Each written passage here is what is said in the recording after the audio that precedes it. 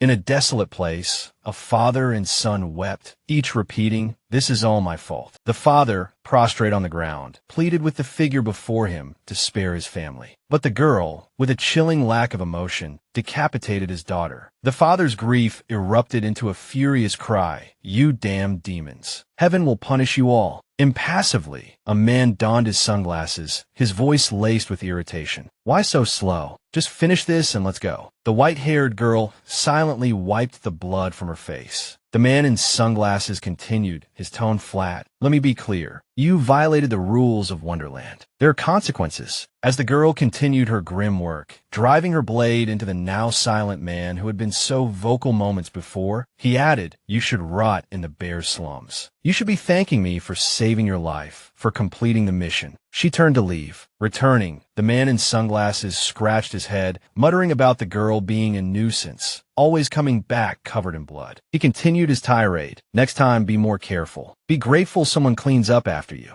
I don't want to get chewed out by the manager because of you." Later, settled in the car, the man in sunglasses complained to someone unseen, "I took care of everything perfectly." Meanwhile, handcuffed in the back seat, the girl reflected on the 9 years she had been here. 9 years had passed, yet some things remained unchanged. One such constant was her name, Soyun. Once, Soyun had been an ordinary university student, unremarkable in her abilities, sociable like everyone else. She had a boyfriend, though he seemed largely indifferent to her. Just when she thought their relationship was stable, a blonde woman appeared out of nowhere. The woman lunged, a knife flashing towards Soyun. The sudden, sharp pain of the blade surprised her. She didn't understand what was happening. The blonde woman laughed maniacally, a single phrase echoing in the air, "Live up to your name." Soyun awoke, not in a hospital, but in a laboratory. Unidentified drugs, strange experiments, masked figures blurring before her eyes, and unending pain. In this hellish place, she was designated Space Traveler 137, a fittingly impersonal label for a test subject. Covered in blood, she thought, "If I am number 137, what happened to everyone before me? Is there a way back?" Suddenly, the man in sunglasses approached, informing her that all those before her had died. Soyun stared, stunned. He continued, "Now you're the most advanced dog. There's no going back." She thought, "This world is identical to the novel Wonderland I read before I died. The Wonderland sign on this road, it gave me hope. In the novel, that sign was erected 10 years before the story began. However, the protagonist, Alice, encountered a problem. The W light was out. There's only one possibility. The story might not have started yet. If this hellish world truly unfolds like the original story, then the main plot is about to begin." She thought, "If I can survive until the end of the story, can I go back?" Suddenly, she lunged, her hands tightening around the throat of the man beside her. "What the?" he shrieked, terror flooding his eyes. As she continued to crush his windpipe, the man in sunglasses threatened, "Stop. Hands up. If you move again, you will be disposed of." In a swift motion, she twisted, seizing his gun and shoving it into his mouth, pressing down. He stammered, his voice choked with fear. "W8. Wait." Despite the terror etched on his face, he attempted to negotiate. "Don't do this. Let's talk." But his words seemed to fall on deaf ears. Her expression remained unchanged, the pressure of the gun unrelenting. The car, wrecked and bloodied, lay in ruins. Soyun thought, "This is the world of the novel. The protagonist, Alice, will have a happy ending. I will make sure of it." There are 3 rules in Wonderland. First, don't provoke those stronger than yourself. Second, don't commit crimes in neutral zones. Third, let the slum trash rot in their own territory. However, there was one exception. If one of them reached the finish line in the death race, they would be allowed to leave the slums and enter the neutral zone. It was a battle for survival among the slum dwellers, a brutal climb toward the higher station. In a certain room, the strange man, whose name was revealed to be Hart, noticed the change. "Soon, this place will be completely dark," he remarked, a wicked smile twisting his lips. "I'm really looking forward to it." The white rabbit, masked and enigmatic, suddenly asked, "When does the game begin?" "Tonight," Hart replied. "I thought you weren't interested in this." "What's the matter?" His subordinate, gun drawn, leveled it at the masked figure. "What are you saying? Keep your people in line. I always remain neutral." Hart, unwilling to provoke a confrontation, let the comment slide. The White Rabbit approached, telling Hart to watch. The game was about to begin. Everyone was holding their breath, conserving their strength. Suddenly, Hart's gaze snagged on something. The White Rabbit followed his line of sight down to where a girl stood. It was Soyun, a large sword strapped to her back. The White Rabbit's voice sharpened. "What's the meaning of this?" he demanded, his eyes blazing with fury. "I'll kill her." At this, Hart remained silent, his expression expectant. He watched the girl, a predatory gleam in his eyes. "I'm looking forward to seeing a record-breaking performance in the arena." Someone called out, their voice cutting through the tension. "Hey, white hair." Soyun turned her head at the sound. Hart, smoothing back his hair with an elegant gesture, stepped forward. "Hold on," he announced. "There's a caucus race tonight, but before that, we have a little entertainment." He glanced at the White Rabbit. "You're lucky to be able to participate," he taunted. But Soyun remained silent, her gaze sharp and unwavering. The rules of the game were simple. Be a rat. Avoid any obstacles, run, escape, fight dirty, and kill the person in front of you within an hour. Standing before her now was the White Rabbit. Hart's voice dripped with provocation. "If you succeed, I'll give you a chance to participate in the official game." Soyun continued to stare him down, ready to begin this gruesome opening act. The two lunged at each other, a whirlwind of motion and steel. During the brutal exchange, Soyun's blade flashed, severing the White Rabbit's right leg. He crumpled to the ground. The man's mask fell away, revealing his face. The judgment of survival hung heavy in the air. One would live, and the other would die. Soyun was victorious, but she hesitated, her sword poised above the fallen White Rabbit. He roared in disbelief. "Damn it, what are you doing?" She remained silent, disdaining to answer. The man pressed on, his voice laced with desperation. "Don't you know where I come from? Who's backing you?" Hart interjected, stepping closer. "Why did you stop? Are you the type of person who can't finish what they start?" Finally, she spoke. "No." At her response, he urged her to kill him. The other man stared, aghast, cursing. "You bitch, you dog, Hart." Raising her sword for the final blow, Soyun spoke, her voice cold and flat. "It seems you wish to be decapitated." Hart watched, a satisfied smile spreading across his face. He applauded, relishing the brutal spectacle. Soyun, exhausted, collapsed to the ground. The real game was about to begin. Hart surveyed the arena, his gaze sweeping over the assembled contestants. But it seemed the others had fled. The winner of this caucus race, he declared, is the girl with white hair. He turned to Soyun. "How does it feel?" She looked up at him, her voice surprisingly steady. "I want the White Rabbit's position." She thought to herself, "I have to take action to ensure the novel's ending." If she could become a supporting character, she reasoned,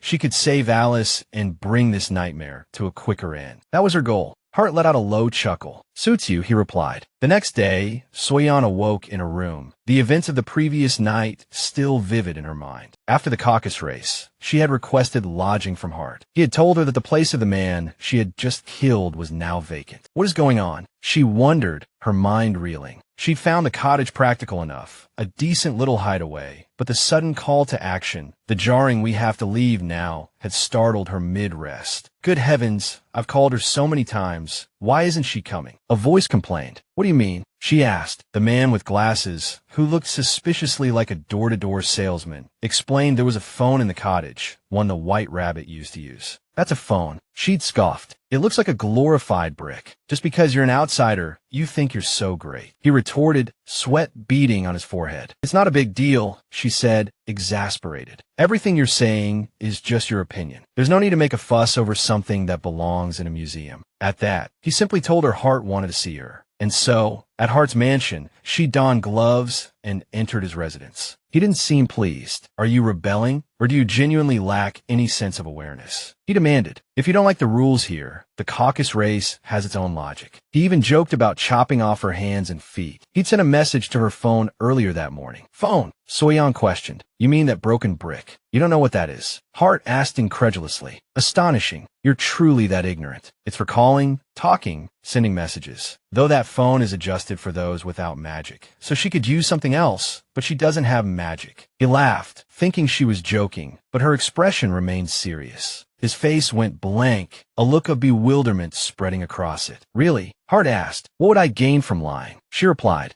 Soyun explained that she truly had no magic. She was just an agent, a test subject. But in her hasty escape, there were things she hadn't yet taken care of. Though it sounded unbelievable, he pressed, "What haven't you taken care of?" Rolling up her sleeve, she revealed, "First, there's a tracking mark preventing me from escaping the laboratory. It was created with the magic you just mentioned. Second, I need a real poison expert. The poison is more urgent than being hunted, it seems," Hart said coldly. "And who is this poison intended for?" "Myself," she answered solemnly. And then, she was at Duke's apothecary. Looking at the slip of paper Hart had given her, she recalled his words. Duke is a Wonderland native, a genius when it comes to medicine. No matter what you're looking for, no one is better suited for the job. Carefully, slowly, she opened the door and stepped inside. Hart had warned her to be cautious, that there was something peculiar about Duke, something she should discover for herself. Duke looked at her with surprise. "A guest like you, in a place like this," he remarked. "Hart recommended this shop," she replied. "He said you were skilled in medicine." "I see," the man said, approaching her. Cupping her chin in his hand, Duke continued, "So you're the one who killed the white rabbit. Regardless, I welcome new faces." He would turn on the lights to welcome her home. Seeing how young the girl was, Duke asked her age, then offered his own. "I'm 21, same as Hart." Thinking back to how long she'd been experimented on, she answered uncertainly, 17. "Quite young for this place," he remarked, then asked if she was all right. The white rabbit's job wasn't easy. "Don't worry," he reassured her. "I'm not trying to dissuade you. Come, sit and chat." He gestured for her to join him, mentioning he'd just received some fine black tea and would be happy to share. Soyun got straight to the point. "I want an antidote," she declared. Duke, concerned, offered to take her somewhere safe if she wished, but she remained impassive in her response. "Forget it," Duke continued. "You're strong enough to have survived this long on your own. How about we start with your arm?" At his words, Soyun picked up a knife from the table, sliced her finger, and offered it, saying, "Here you go." He produced a tray to catch her blood. "All right," he said, "but don't do that again. It's dangerous. You could get tetanus. No adverse reactions, and you can take this medicine." She asked how much. He replied, 100,000 carats. He advised her to take the medicine on an empty stomach, as he'd instructed, assuring her it wouldn't be life-threatening, though he still didn't recommend it. Soyun took the medicine, relieved to see the seal unbroken. Duke then asked if she'd eaten anything and offered to share a meal if she hadn't. "Not interested," she replied, tossing the money onto the table. "That's for the medicine." She demanded to leave. Duke immediately apologized, asking if he'd said too much. He explained his excitement stemmed from a lack of recent visitors, and that he was simply concerned. He still tried to persuade her to stay, asking if she preferred black tea or coffee. She didn't dislike tea, but she certainly wasn't going to drink anything potentially laced with sleeping drugs, nor did she fancy a beverage in a place that reeked of corpses. At her words, a chilling edge entered Duke's voice. "That's a shame to hear," he said.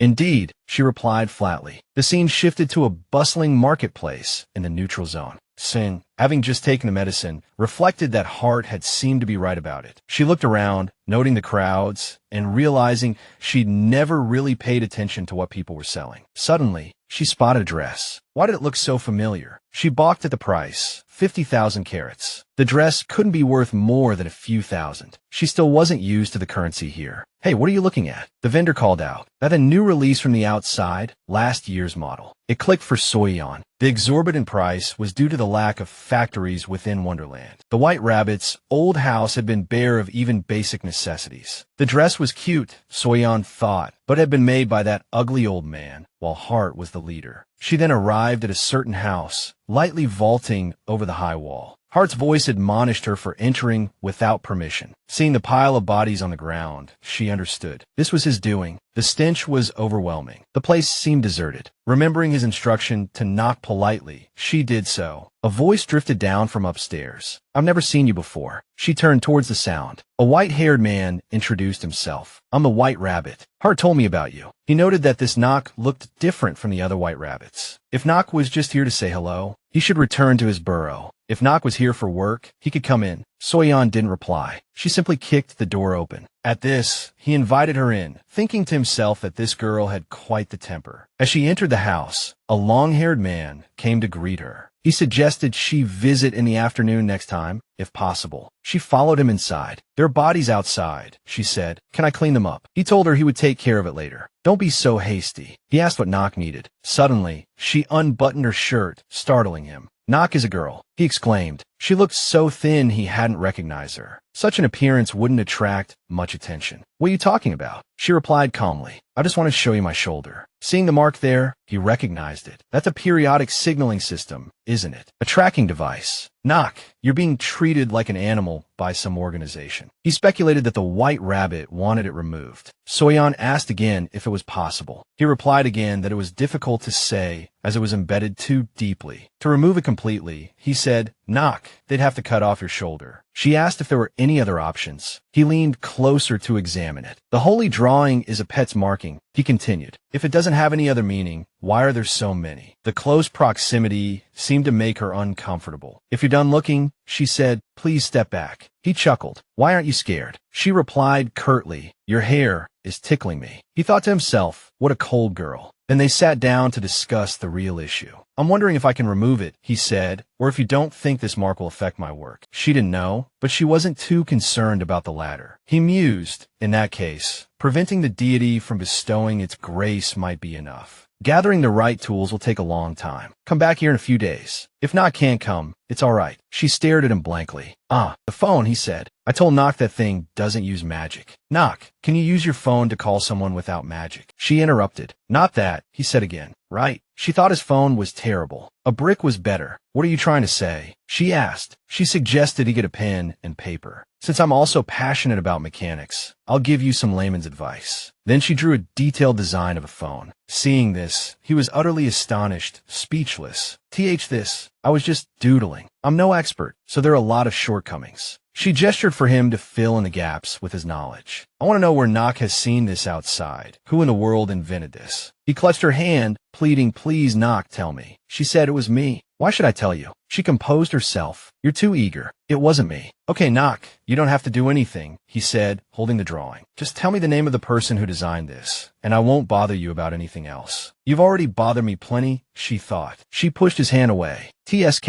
I won't tell you. Figure out yourself. Wait, he said again. Are you planning to just leave after showing me a drawing like this? Her back still to him, she met his expectant gaze. I'm going home. I'll come back the day after tomorrow. The bustling marketplace crowded around her as she walked. He really didn't like the idea of me just leaving, she thought. What a gearhead. She looked at the paper Hart had given her. It was a long way home, and it would take a while to get back. As she thought about it, her head began to ache. Suddenly, a shout erupted nearby. She turned to see what was happening and saw two men pointing knives at her. She remained calm at the sight. These guys who bumped into the protagonist were doomed. Moments later, the men collapsed, covered in blood. Emerging unscathed, she was met with the horrified screams of those who had witnessed the scene. That's the fifth one. They murmured about her being the winner of the caucus race, how she even beheaded the white rabbit. That runt, if she could kill him, I could climb higher in social standing. She was thinking about going home when she saw two people rush to the bodies she'd just killed, scrambling over them. This is all mine. Call a doctor or something. Gotta take it while it's fresh. One of the men looked up at her cheerfully. Please, miss, go right ahead. We don't intend to get in your way. This is the neutral zone, so we should stop this criminal. Afterwards, she wandered through the crowd, thinking, I'm so tired. When will the protagonist, Alice, finally show up? I need a break.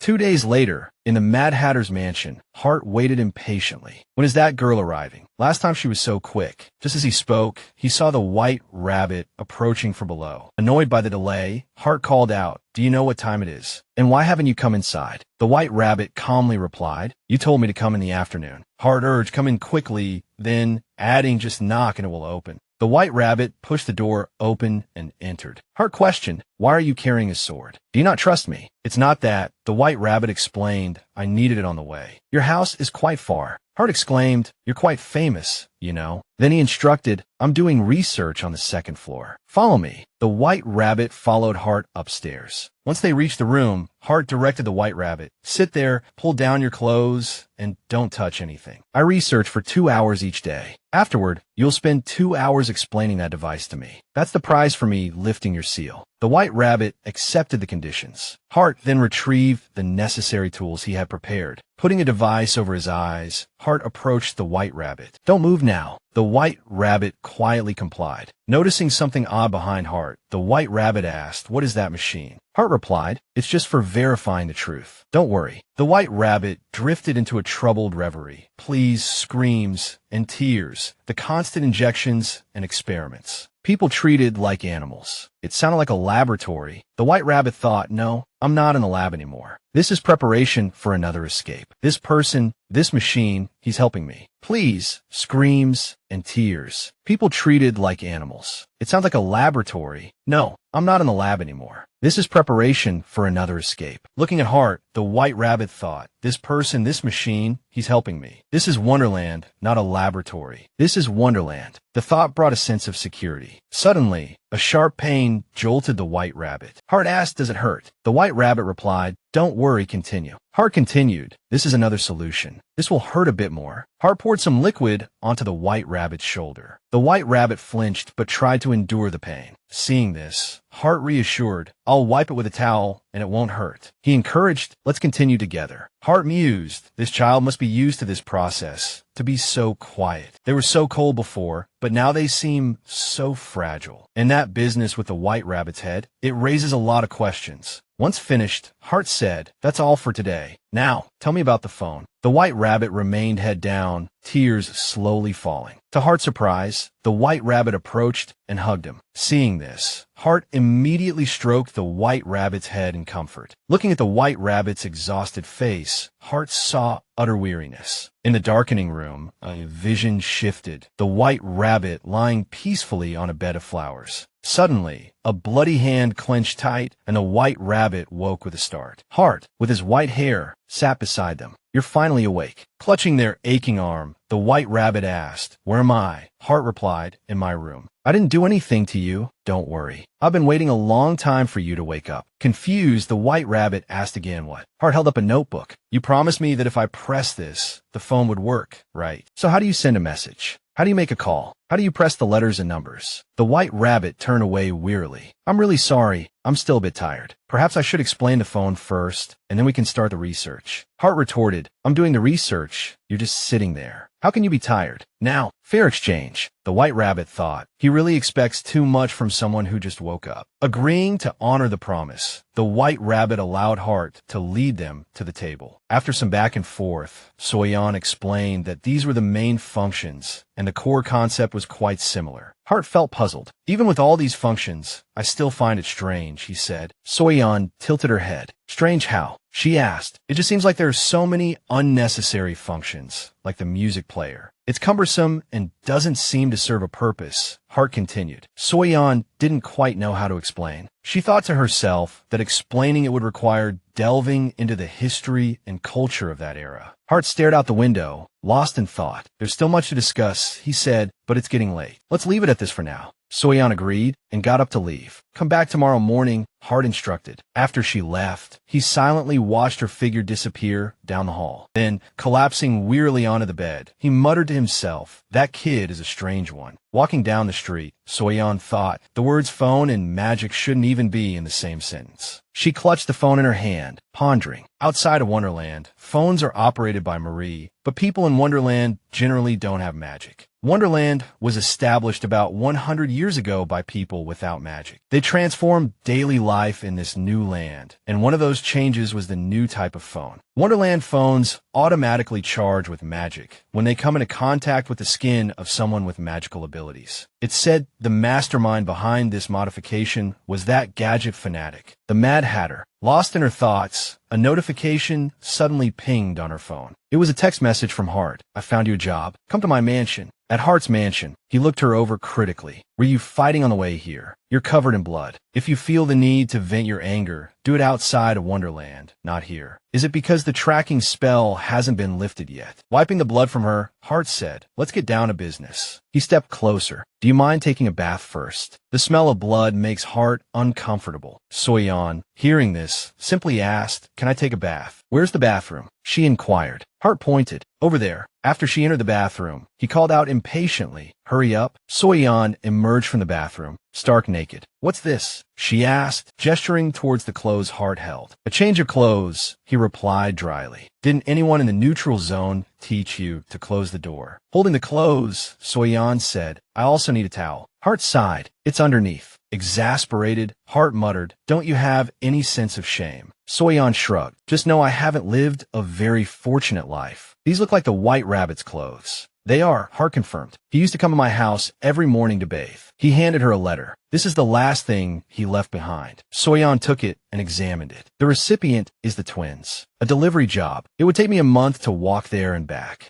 Hart chuckled. Not trespassing in someone's residence is a matter of historical etiquette. Some people don't care, but I'm a gentleman of refinement. Soyun offered a suggestion. Should we organize a caucus race and offer the White Rabbit's position as a prize? Why so suddenly? Hart questioned. Have you already lost your position? Because you lost to your attacker. If you take a delivery job, you might lose even more. Well, that's Wonderland for you. Soyun sighed. Hart continued. A peculiar place filled with people eager to face death. Wonderland's famous duo, Tweedledee and Tweedledum, or the twins for short. The White Rabbit, a significant figure. And the one before you, isn't that the lone wolf? He demanded, Brat, what are you sneaking around here for? Get lost. Soyun presented the letter. This is a document from Hart for the twins. Are you sure I should leave Hart's document with you? Are you the new White Rabbit? He asked, reaching for the letter. Give it to me. I'll pass it on to the twins. Soyun's expression hardened. She slapped his hand away. I can't do that. Hart requested I deliver it directly to the twins. The man roared in anger. Don't joke around. How can a brat like you expect to meet important figures like the twins? Without warning, Soyun lashed out with a swift kick, sending him flying dozens of meters. His body crashed through a wall. After the attack, guards came running. What was that sound? Was there an attack? The White Rabbit turned and said, these documents are from Hart. Both guards were intimidated by the fierce young woman before them. She was granted an audience with the twins. The blonde man said coldly, so you're the one causing a ruckus outside, demanding to see me. This is the new White Rabbit. Hearing this, she immediately asked, you're the twins. I have documents from Hart. But he seemed completely clueless. He said irritably, ask Dumb. Everyone talks to him. She shot him a look and called out, hey Dumb, where'd that guy run off to? What was it Hart sent me to deliver? He replied, he's probably in his office. Dumb apologized. I'm sorry, Dee has a guest. Please wait a moment. After a while, an elegant man emerged. It's a pleasure to meet you, miss. Is this the new White Rabbit? I'm Tweedledum. It's a bit noisy out there. Was it too loud? Are you all right? Faced with his gentle demeanor, she recalled how different he was from Dee, this man with a prince-like, gentle smile and a soft tone. But in reality, he was a madman with multiple personalities, or so everyone said. The twins were called twins, but they were actually two personalities of the same person, playing the role of twins in Wonderland to deceive others. The only person in Wonderland who knew their true identity was Alice. Dumb took her hand and said, Hart sent you with documents, you say. Here. She handed him the papers. Thank you, miss. I may need to send a reply. So could you wait a moment? Please have a seat on the sofa. She nodded in agreement. In his room, Dumb read through the documents. Nothing of much importance, it seemed, except for Dee causing trouble at the bar. Looking at her, he thought, speaking of which, this White Rabbit. She was gazing out the window, glancing at him as if wondering what was the matter. Just then,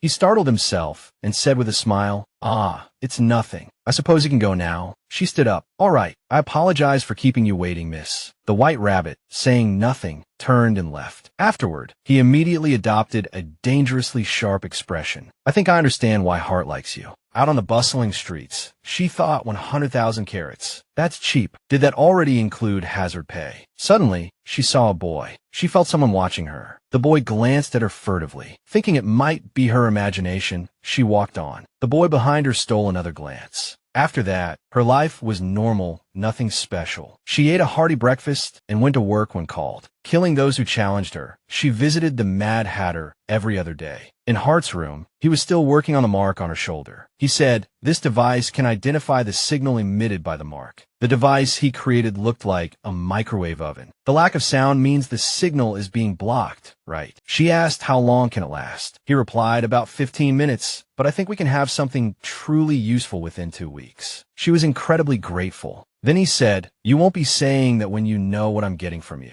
She sighed. "I've already explained enough for him to guess I'm from another world." She made sure he understood completely. That was their deal, just as Hart had promised. 2 weeks later, they created a patch that worked for 2 hours. A week later, a patch that lasted 6 hours was made. Perhaps they assumed she had died in that lab. In her mind, she was certain she would never return to that place. About a month after arriving in Wonderland, perhaps because she had finally relaxed after so long, the White Rabbit felt incredibly weak in the hospital, unable to recover. Aching all over, with a slight fever, she wondered if it was because of the medicine. She thought, "Don't tell me the Duke put something in my drinks." The man beside her denied it. "It's just a cold. It's been a month since you ran away, hasn't it? That's all it is. You're just overworked." He took out some medicine. "Take this and get some rest, and you'll be fine. 1 pill, 30 minutes after a meal." Hearing this, she picked up the medicine and examined it carefully, then walked out the door, exhausted. A cold wouldn't kill her, she thought. She just wanted to sleep. Suddenly, her phone rang. It was a message from the Mad Hatter. 11 p.m., 45 Caterpillar Road. That night, she went to the place the Mad Hatter had mentioned. From the outside, the building looked ordinary, but as Soyun entered,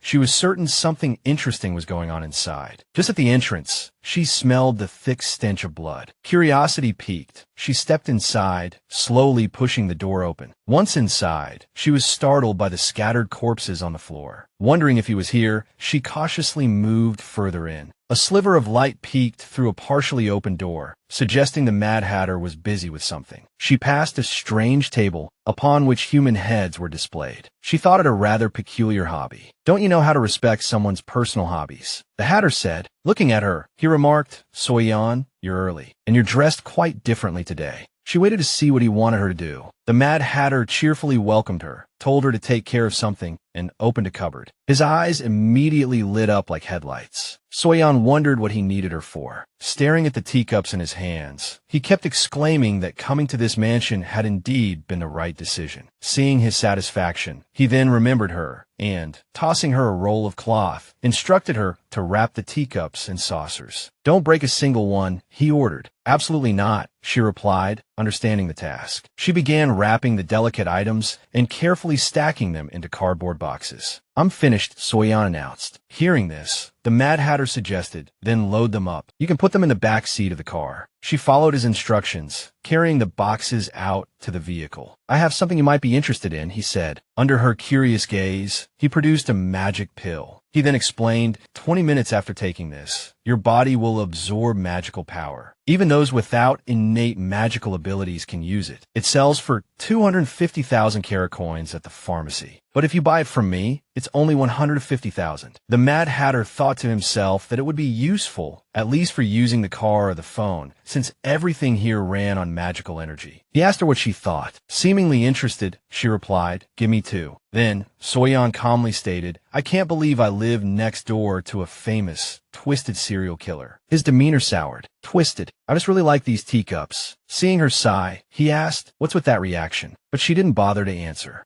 Arriving in Wonderland, the car slowly approached the large gate. After the car stopped, they both got out, and he told her to take both boxes out of the car. "But just one for now. You take the big box. I'll handle the rest. Follow me." She understood and carefully carried the box of teacups inside. An explosion sounded behind her, but she wasn't surprised. The Mad Hatter pointed to an empty space. "Carefully place it here, and don't break the cups." She suddenly felt a headache. Seeing this, he immediately asked if she was all right, but she said she was fine. Soyun suggested he pay her, unless he planned on helping her clean up, and then promptly left. Watching her retreating figure, he chuckled softly. The girl walked on down the street. Suddenly, the man from the pharmacy the previous day called out to her. His face was grim as he asked, "Where's a young lady like you coming from so late at night? Shouldn't a girl like you be home at this hour? You don't look well, and you're out here all alone." He slowly approached her. It seems you need some medicine." Just as he reached out to grab her, she whipped out a knife and pressed it against his throat, glaring at him and ordering him to get lost. His voice trembling with fear, he dared not move. All right,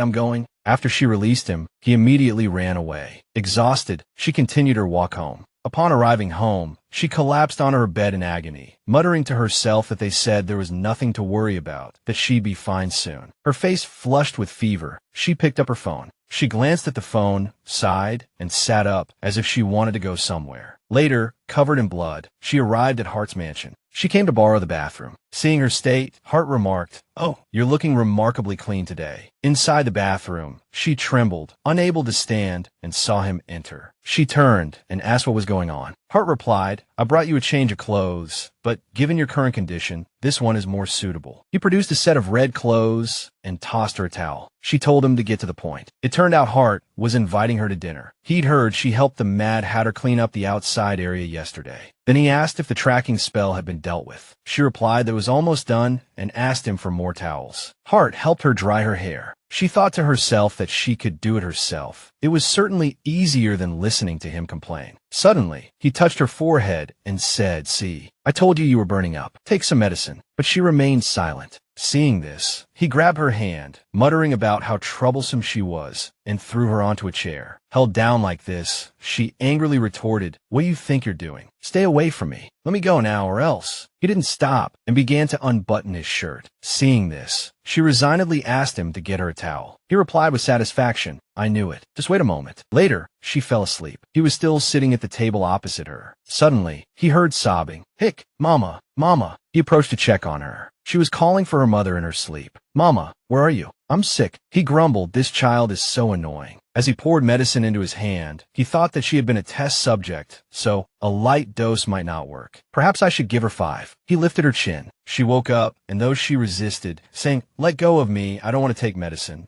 he forced all the pills into her mouth. Seeing her still screaming and refusing to swallow, he covered her mouth. He said, "Don't be stubborn, swallow it." After she finished, she sat up, trembling. She shouted furiously, "Hart." He calmly replied, "Calm down. If you're not well, you can't do anything, right? Whether it's the white rabbit position competition or whatever, I'm starting to like you a little." Tears streamed down her face as she glared at him with disgust. He hoped she would recover quickly and continue to hold the position of the white rabbit. He continued to sigh. When does the game begin? Finally, she's feeling a bit better. Since she's awake, she should eat something. A guard entered carrying food and said, "Mr. Hart, I've brought your meal." An exceptionally delicious-looking meal was placed on the table. She realized she hadn't eaten anything since yesterday afternoon. Seeing her lost in thought, he urged her to eat quickly. She began to happily savor the dishes. Hart thought with satisfaction that she seemed to have a good appetite, then commented on how much she could eat. Hearing this, she shyly replied that it was the first delicious meal she'd had in 9 years, since leaving the lab where they only ate frozen or pre-prepared food. This evoked a pang of sympathy in him. Then he asked, "Would you like some coffee?" She agreed, if you wouldn't mind. He immediately went to grind the beans. He hummed a tune as he ground the coffee, which made Soyun think that Hart seemed happy for some reason. Thinking back, the book Wonderland mentioned Hart's fondness for coffee, but she only remembered the scene of him drinking coffee with Alice. The preparation of this drink was quite elaborate. Suddenly snapping out of her reverie, Hart handed her the coffee, inviting her to drink. She thanked him and took the cup. Just as she sipped, he asked, "How is it?" She nodded, praising its deliciousness. The next day, the white rabbit came to the house again, calling out, "Mad Hatter, are you home?" Feeling that he was rather slow today, she wondered if he was sleeping. Then he called from upstairs, "White Rabbit." She wondered if he slept in his clothes. Yawning, he said, "I thought you weren't coming today. Let's begin." He suggested, "First, tell me about that machine."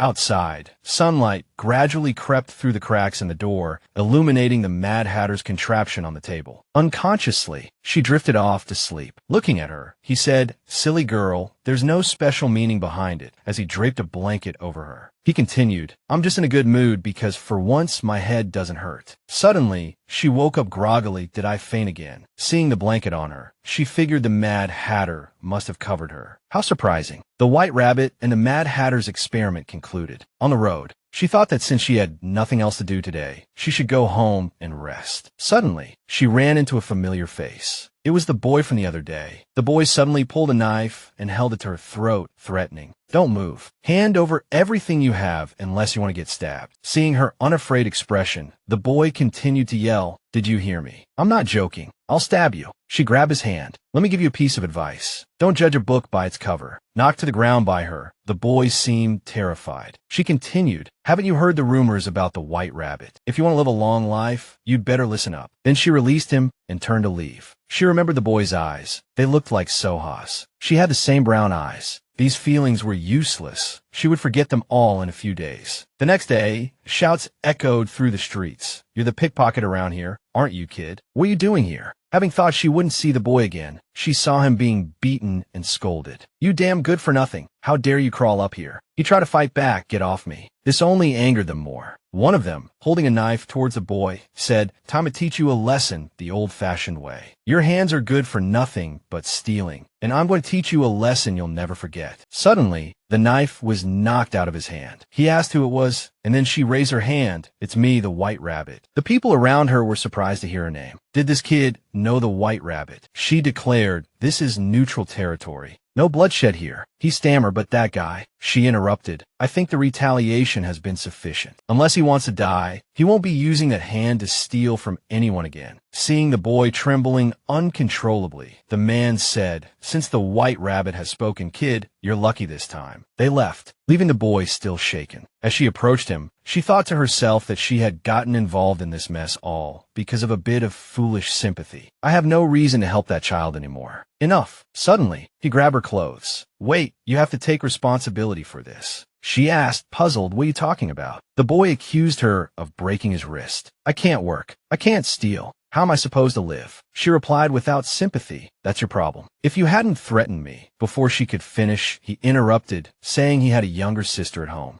The girl was sick, and without him, she couldn't do anything. The boy cried, "What am I supposed to do?" The scene shifted to Hart's house. He'd heard an interesting rumor that the White Rabbit had a new little brother. The boy was skin and bones now, and she was going to fatten him up to eat him. Then he asked her what she thought of the cake. Picking up a sandwich, she said, "I prefer this. It's really good." But he didn't understand why she would take those children in. Aren't they annoying? The White Rabbit was lost in thought, somehow recalling what the boy had said last night about having a sister. It reminded her of her older brother from before. She just thought it would be nice if someone could help. The boy introduced, "This is my little sister, Dor. I don't know what's wrong with her, but she's always lying down like this." He stroked her head. "Sometimes she opens her eyes, but I don't know when. So she can't leave me." This reminded the White Rabbit of March and Dor from the Wonderland stories. Although they were only briefly mentioned, they were the first two people Alice met in Wonderland. Thanks to Alice's abilities, Dor was cured, but after that, March and Dor. Just as she was thinking, she was interrupted by a call. The younger sister had woken up, calling out, "Brother." He said happily, "You're awake." Stroking her head, he scolded her for going to Dreamland alone. It wasn't fun at all. The girl said innocently, "I'm sorry." And she turned and asked, "Who's that?" The boy froze. She said, "Hello, you can call me the White Rabbit." Seeing her friendliness, Dor replied cheerfully, "Hello, Rabbit. I'm Dor." The boy was still surprised. "That's the rabbit." The girl said excitedly, "Rabbit, it's nice to meet you." She thought to herself that in the original story, Alice met them in the slums. Leaving them here would be easier, but they were both so young. She called out to the two children, "Hey, you two, don't you want to stop wasting your lives in a place like this forever?" Then the White Rabbit suggested, "Come to the neutral territory and work under me." Back in the present, she told Hart she had a lot of work to do, and it might be easier if someone could handle simple tasks like deliveries. Hart thought for a moment and said, "I don't have much to say about that." Then he asked if she had taken them to see a doctor. It was generous for a laborer. He hadn't wanted to interfere in such trivial matters, but the important thing was that the stage was set. Tomorrow night at 11 o'clock at the Southeast Ruins. Hart said he was going to organize a croquet game. The White Rabbit wondered what croquet was, then thought that it wasn't in the original story. The election race was too troublesome. He needed other people's consent, so he decided to organize a croquet game using his own power. It was simple, but a little different from the election race. If the election race was a battle for survival, then in croquet, one person would be hunted and everyone else would target that person, hit the ball, and pass through the hoops before the other players to win. He leaned closer, gripping her neck. "This time, you're the ball. Try to survive until the end. If you can't, you're your head will fly off. Let's look forward to what interesting things she'll bring this time. He was really looking forward to seeing his white rabbit. She wouldn't disappoint the person who made her the white rabbit, would she? It had been a long time since the last croquet game. Murmurs rippled through the crowd. I'm too nervous to sleep. I heard the prize is the white rabbit's position. No wonder so many people are here. Eyes scanned the stands, taking in the presence of prominent figures. Who are you betting on? One whispered to another. Hart seemed to notice Soyun, but even if she perished, it wouldn't ruffle his feathers. Beside him, someone remarked, without Buddha's blessing, even she won't have it easy. Hart, however, voiced a contrary opinion. He genuinely anticipated her performance. What intriguing spectacle would she bring this time? Hart mused. Just as the brown-haired man had thought, there were no true humans here. She's arrived. The white rabbit. The croquet game was about to commence. But this was no game at all. Around them, the fervent betting continued. 100,000 Carlos on the white rabbit, losing her head in 5 minutes. 50,000 on 7 minutes. 120,000 on 3. A hulking figure swaggered closer. Haha, it'll be over soon. Watching the crowd's boisterous wagers, Hart declared, 1 million Carlos on the white rabbit, taking all the other heads. He added, with a touch of theatrics, since no one's betting on the rabbit, at least I should cheer for her. The Mad Hatter materialized. I'll place a bet as well. 1 Carlos on the white rabbit's victory. Hart turned, a flicker of annoyance in his eyes. Only 1 Carlos. The Mad Hatter dislikes unnecessary expenditures. His voice sharpened. Are you implying my meticulously organized game is pointless? The Hatter's reply was laced with disdain. It's a little difficult to overlook that fact. A silent, charged stare hung between them. A bell tolled, breaking the tension. Hart turned away. Enough. This is a special game. I won't spoil the atmosphere. He ascended a platform. Time's up. Soyun stood ready, her knife gripped tight. The other participants' minds raced, consumed by the prospect of usurping her position. The game began. She advanced into the throng, her blade a blur, carving a path of destruction. Her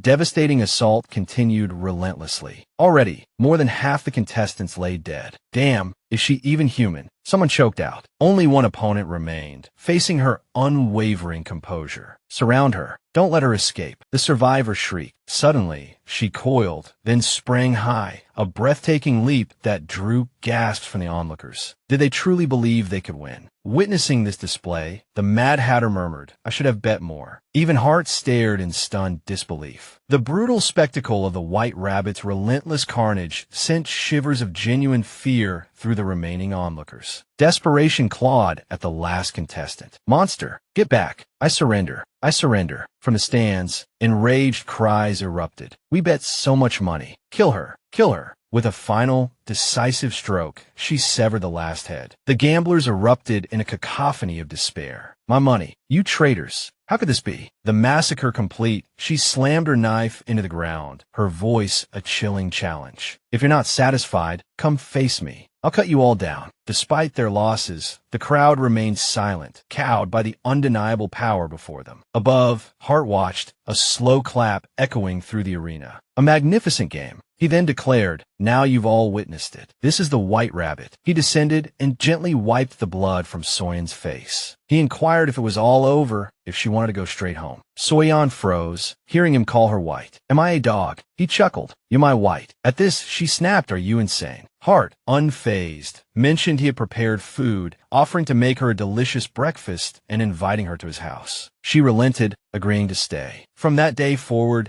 she officially acted under the name of the White Rabbit. That night, she reread the book Wonderland. It had been almost 4 years since she first stepped into this strange world. The White Rabbit, Soyun, was ready to play her supporting role in the Wonderland story. All that remained was to wait for the appointed time. The first page of Wonderland would begin somewhere with a girl named Alice. Come in, White Rabbit. Your hair's gotten long, Hart mused. How old are you now? She replied, 21. Time flies. It feels like I just saw her yesterday, Hart said aloud. Has it really been that long? I'm getting nostalgic. Soyun thought to herself, it's been a while since I've set foot in Wonderland proper, not since I officially became the White Rabbit. The challengers have vanished, replaced by requests for help. I suppose I really have been busy. If I hadn't hired March Hare as an assistant. Back in the present, Hart said, it's not like we're family separated for years. This is a recent development. Stay for lunch. I've already had it prepared. He then called for a servant to bring 2 portions. After the servant brought the food, Soyun asked Hart, "You've been calling me over a lot lately, haven't you?" At this, he sat down and calmly replied, "You said the food here is the best. Indeed, it is for you." A sumptuous meal laid before her. Soyun ate, thinking, the delicious food hardly matters. Moments of peace like this are rare for me. Savoring the new dishes, she complimented, "It's as delicious as ever." He was pleased to hear her say so and even brewed some coffee. Suddenly, a loud voice boomed, "No, excuse me, this is important." Hart insisted that no one was here and that the White Rabbit should know this. She turned, sensing the Mad Hatter had something to say. Hearing him shouting from outside the door, no, it couldn't be, Hart's expression gradually turned to anger. In the end, he barged into Hart's room. Casually strolling in, he greeted them, "Long time no see, White Rabbit. What brings you here?" He continued, "Are you here for a meal?" She confirmed, "Hart's food is delicious." The Mad Hatter seemed surprised. Hart seemed displeased. "You're not here for small talk, are you?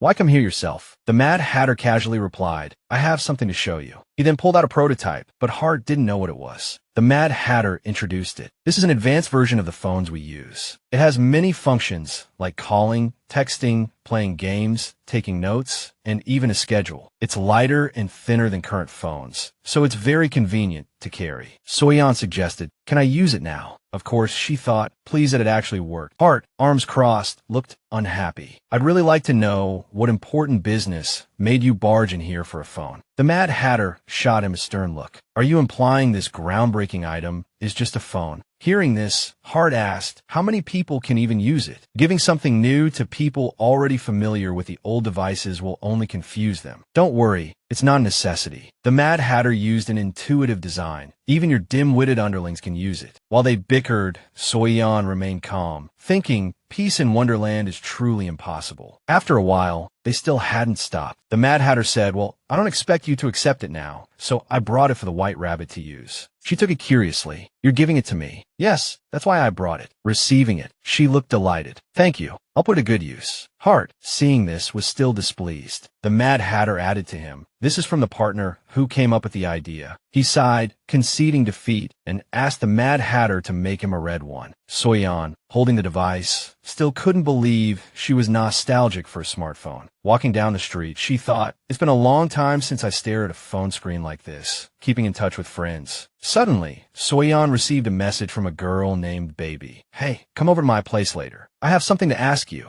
and I want to catch up. I'll have some snacks ready." Soyun then went to Baby's house and sat at the table. Baby smiled throughout their conversation. "You're so funny. I'm having a great time talking to you." The White Rabbit cut to the chase. "So, let's talk about your request." Baby seemed to remember something. "Oh, right. Look at the time. I'll stop with the small talk." Baby's expression turned serious. "There will be assassins coming to kill me tonight at 2 a.m. 6 of them. Their main operation is at 2 a.m. But one of them has already infiltrated at 8 p.m. He'll kill the delivery person, take his place, hide, and then open the door and kill me when everyone's asleep, to achieve their organization's goals. I'm so sick of it." Baby continued sadly, "Why can't they just leave a beautiful, fragile girl like me alone?" The White Rabbit thought to herself, "Everyone underestimates Baby. They constantly try to attack her, but they're only digging their own graves. Baby, the one who holds the intelligence both inside and outside of Wonderland. She has a special constitution that allows her to change gender at will. She uses her appearance to build a network of lovers and form powerful factions. She has the strongest intelligence gathering abilities and is fully capable of protecting herself." Snapping back to attention, Baby said, "So, can you handle it? You're the savior, after all." Then she suggested, "Don't capture them. Just get rid of them cleanly." After dark,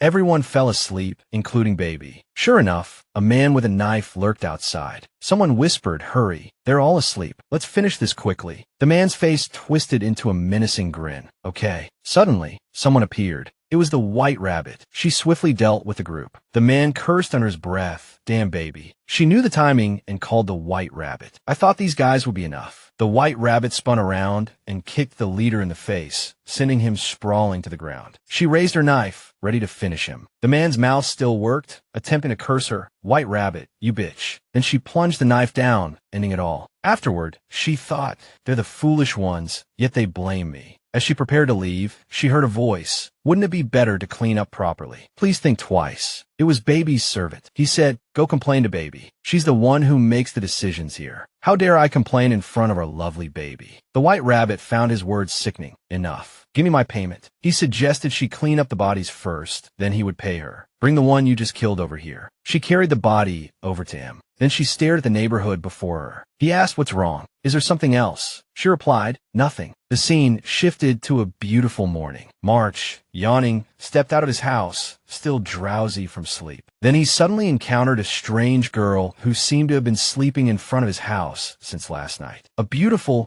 blonde girl. He then went to see the White Rabbit, who poured him some water. Drink this. He hesitated. Thank you. She asked what's wrong. You seem tired. He rubbed his eyes. It's nothing. I just didn't sleep well. Hearing this, she felt apologetic and patted his head, causing him to blush and stammer. Ah, damn it, what are you doing? I'm grown up now. The White Rabbit continued to ask, why couldn't you sleep? He said because Dor woke up. Dor's a child who usually doesn't wake up. She healed Dor. He said he felt much better when he woke up this morning. March guessed she was really doing much better. Surprised by this, she asked him again. He honestly told the White Rabbit, I went out on an errand this morning, and I saw a girl curled up asleep in front of our house. I was surprised, but I brought her inside. But when I finished my errand and came back, calling out I'm home as I entered, I didn't see anyone. He wondered if the girl had woken up and left, noticing his sister's door was open. March immediately exclaimed, don't tell me, and rushed inside. He called out his sister's name. The girl was doing something to the door, her hands emitting a strange light. Seeing this, he stopped her. What are you doing? Stay away from my sister. She smiled gently and reassured him, don't worry. I won't hurt her. He shouted, I don't believe you. Suddenly, the door moved. The little girl slowly opened her eyes and called to him. Astonished, he cried out, Dor. She looked at him. He approached and asked, are you all right? Dor replied, I'm fine. The blonde girl said she had fully recovered, then introduced herself. I have a special ability to heal sick people. He looked at the healthy child, still unable to believe it was true. March continued to tell the White Rabbit, she really looks healthier, just like that girl said. Dor usually lies in bed all day. Now she can even walk. Hearing this miraculous story, she asked the girl's name. The girl introduced herself to them. My name is Alice. Then, smiling radiantly like a flower, she looked beautiful. Alice Liddell. The White Rabbit exclaimed, it's her. The protagonist of that novel is Alice. Then the White Rabbit said she would visit his house that afternoon and take Dor and Alice to see a doctor. He agreed and asked where she was going. It turned out she was going to Hart's place. March continued to ask, hey, are all the people there like that? Like what? She turned around and asked, what's wrong? Do you like that girl? He lost his composure and immediately denied it. Are you crazy? She teased, don't be shy. He still said no, and then the White Rabbit bid him farewell. See you later. Left alone in the room, he continued to ponder in silence. It wasn't like that. Although that girl always smiled brightly, that smile wasn't sincere at all. The scene shifted to March's house. He had just woken up. It's strange. She came so early again. The White Rabbit said, it's only 9:53 a.m. He scolded her for coming without contacting him beforehand. There must be an emergency, right? Then she recounted how a few days ago, a girl came to the outer district. Her name is Alice Liddell, and she seems to have healing abilities. She easily cured Dor, something even doctors couldn't do.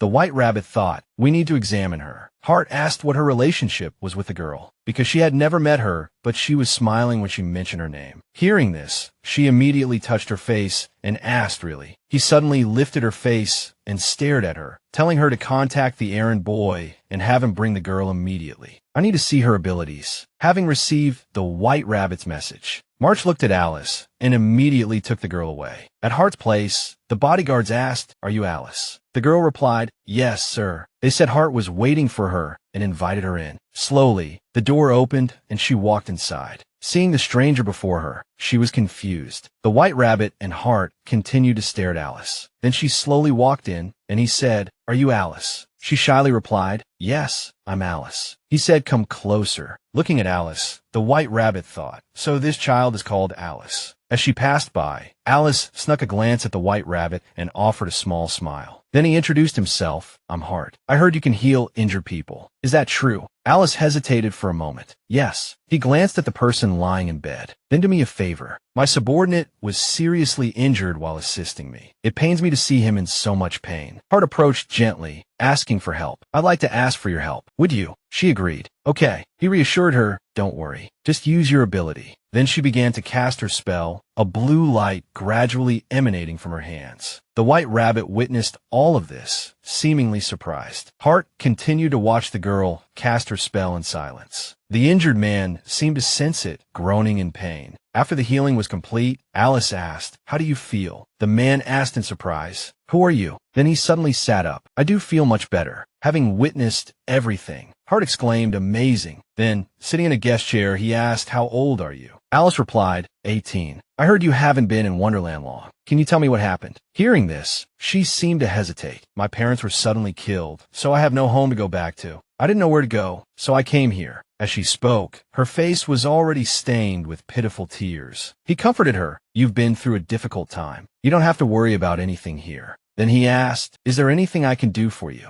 Alice pleaded, "Can you find out why my parents died, and if there's any possibility of reviving them?" It wasn't difficult for him, but Hart wasn't sure if it was feasible. She replied unexpectedly, "Really? That's enough." The White Rabbit, having heard everything, thought to herself, safely meeting Mox in the slums at midnight, and getting Hart's help, this is too easy. Is this the destined power of the original story? As expected of the protagonist. Hearing Hart's agreement, Alice was overjoyed and thanked him. After Alice left, Hart approached the White Rabbit, who was reading a book, and asked, "What are you going to do next?" He snatched the book from her hands. "Don't always be reading." Sitting next to the White Rabbit, he said, regarding the reason for Alice Liddell's parents' death. She asked, puzzled, "Didn't you say you'd tell her later?" He replied, "I did say that. It's not difficult to find out." Seeing her call him evil, he laughed. "Thanks for the compliment. There's no reason to needlessly toy with an innocent child." Hart said, "Promise me. I plan to reveal some information in due course. It's lunchtime now. I invite you to stay for a meal." Seeing his lecherous expression, she angrily threw a pillow at him and shouted, "Put some clothes on." The scene shifted to Alice's location. She walked around happily, enjoying herself. "From now on, this is my home." Admiring the house, she exclaimed, "Not bad." Then she muttered to herself, "It's a good thing I met Hart early. That other person's house was terrible. They even fed me things like porridge." With a fearful expression, she anticipated, "I wonder when I'll meet the other protagonists." Just then, someone arrived. She opened the door, thinking, who is it? Oh, it's the person who was with Hart earlier. Outside the door, the White Rabbit greeted her and then asked, "May I come in?" Alice smiled. "Oh, of course. Please come in." The White Rabbit thought to herself, "She's too careless. Even a protagonist needs to be more cautious." Alice said, "I just arrived here, so I don't have anything valuable to offer you.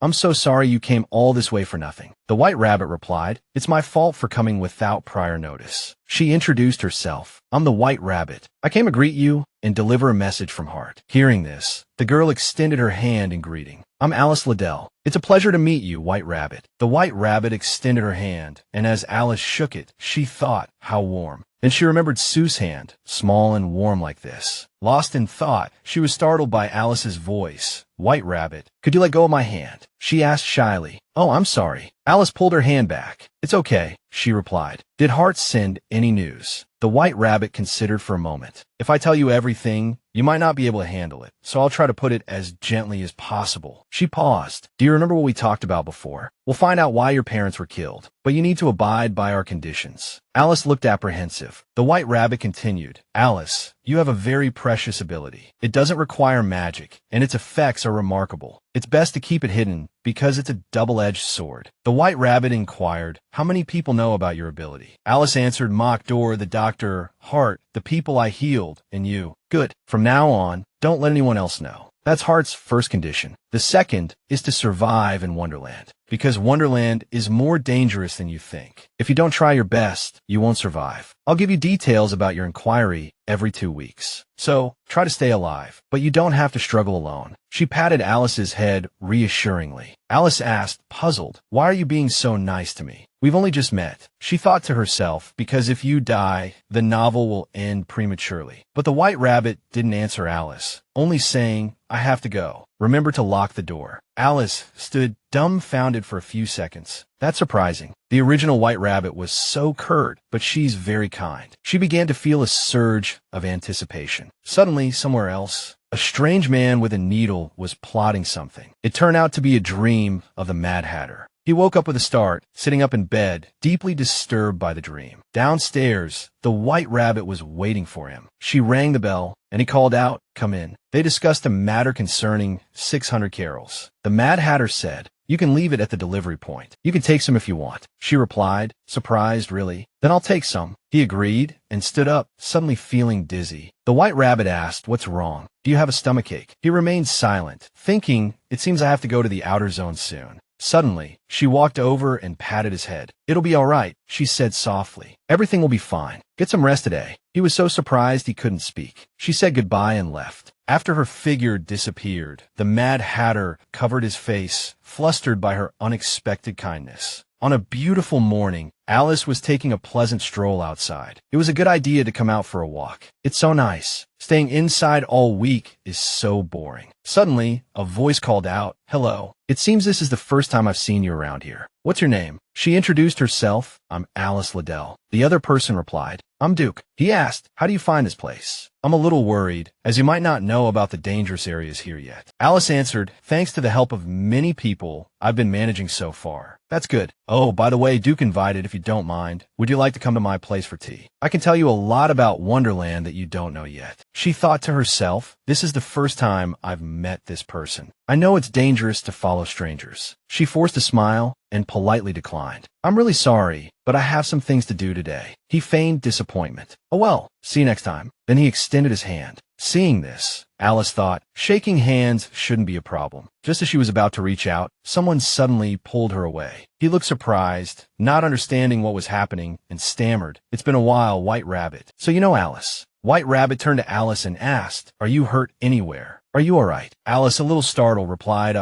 yes." Witnessing this, Duke remained calm and said, "Isn't this a bit much? I haven't done anything." "That's because you haven't had the chance," she said. "Why don't you open your hands and let me see?" He denied it. "I'm innocent, really. If you don't believe me, I can." He didn't finish his sentence before White Rabbit interrupted. "Were you planning to have Alice drink tea laced with sleeping pills, or perhaps use a poison needle hidden between your fingers when you shook her hand? You think I can't see through these old tricks?" She was losing her patience, drawing a knife. Now he was afraid, backing away and pleading, "White Rabbit, please." Then she asked, "Where are we now?" "This is neutral territory." Pressing the knife against Duke's throat, White Rabbit said she would let him off this time, but if he ever dared to lay a finger on Alice again, she would make him pay. Trembling with fear, he replied, "Understood." Duke was about to say something when she suddenly stabbed him with a knife. "This is a warning," she threatened. "If you dare do this again, your injury won't be limited to just a leg." Alice is under Hart's protection, so next time it might be him who intervenes, not White Rabbit. Then she retracted the knife and warned, "Watch yourself, you scum." Duke limped away, his leg bleeding. Alice asked worriedly, "Will he be all right? He won't die from a wound like that." Although she said so, Alice was still worried. White Rabbit explained that Duke had a penchant for beautiful boys and girls, and every time he took a liking to someone, he would use his knowledge of medicine and poisons to kidnap and keep them. He was a dangerous man, and Alice should absolutely stay away from him. If White Rabbit hadn't arrived in time, Alice might have been kidnapped. White Rabbit scolded, "I told you to be careful, didn't I? Did you forget?" Understanding dawned on Alice, and she felt remorseful. "I'm so sorry." Hearing this, the girl apologized, bewildered. "Especially someone as beautiful as Alice. You need to be even more cautious." Hearing this, the girl blushed and then said, "Were you worried about me?" "Thank you."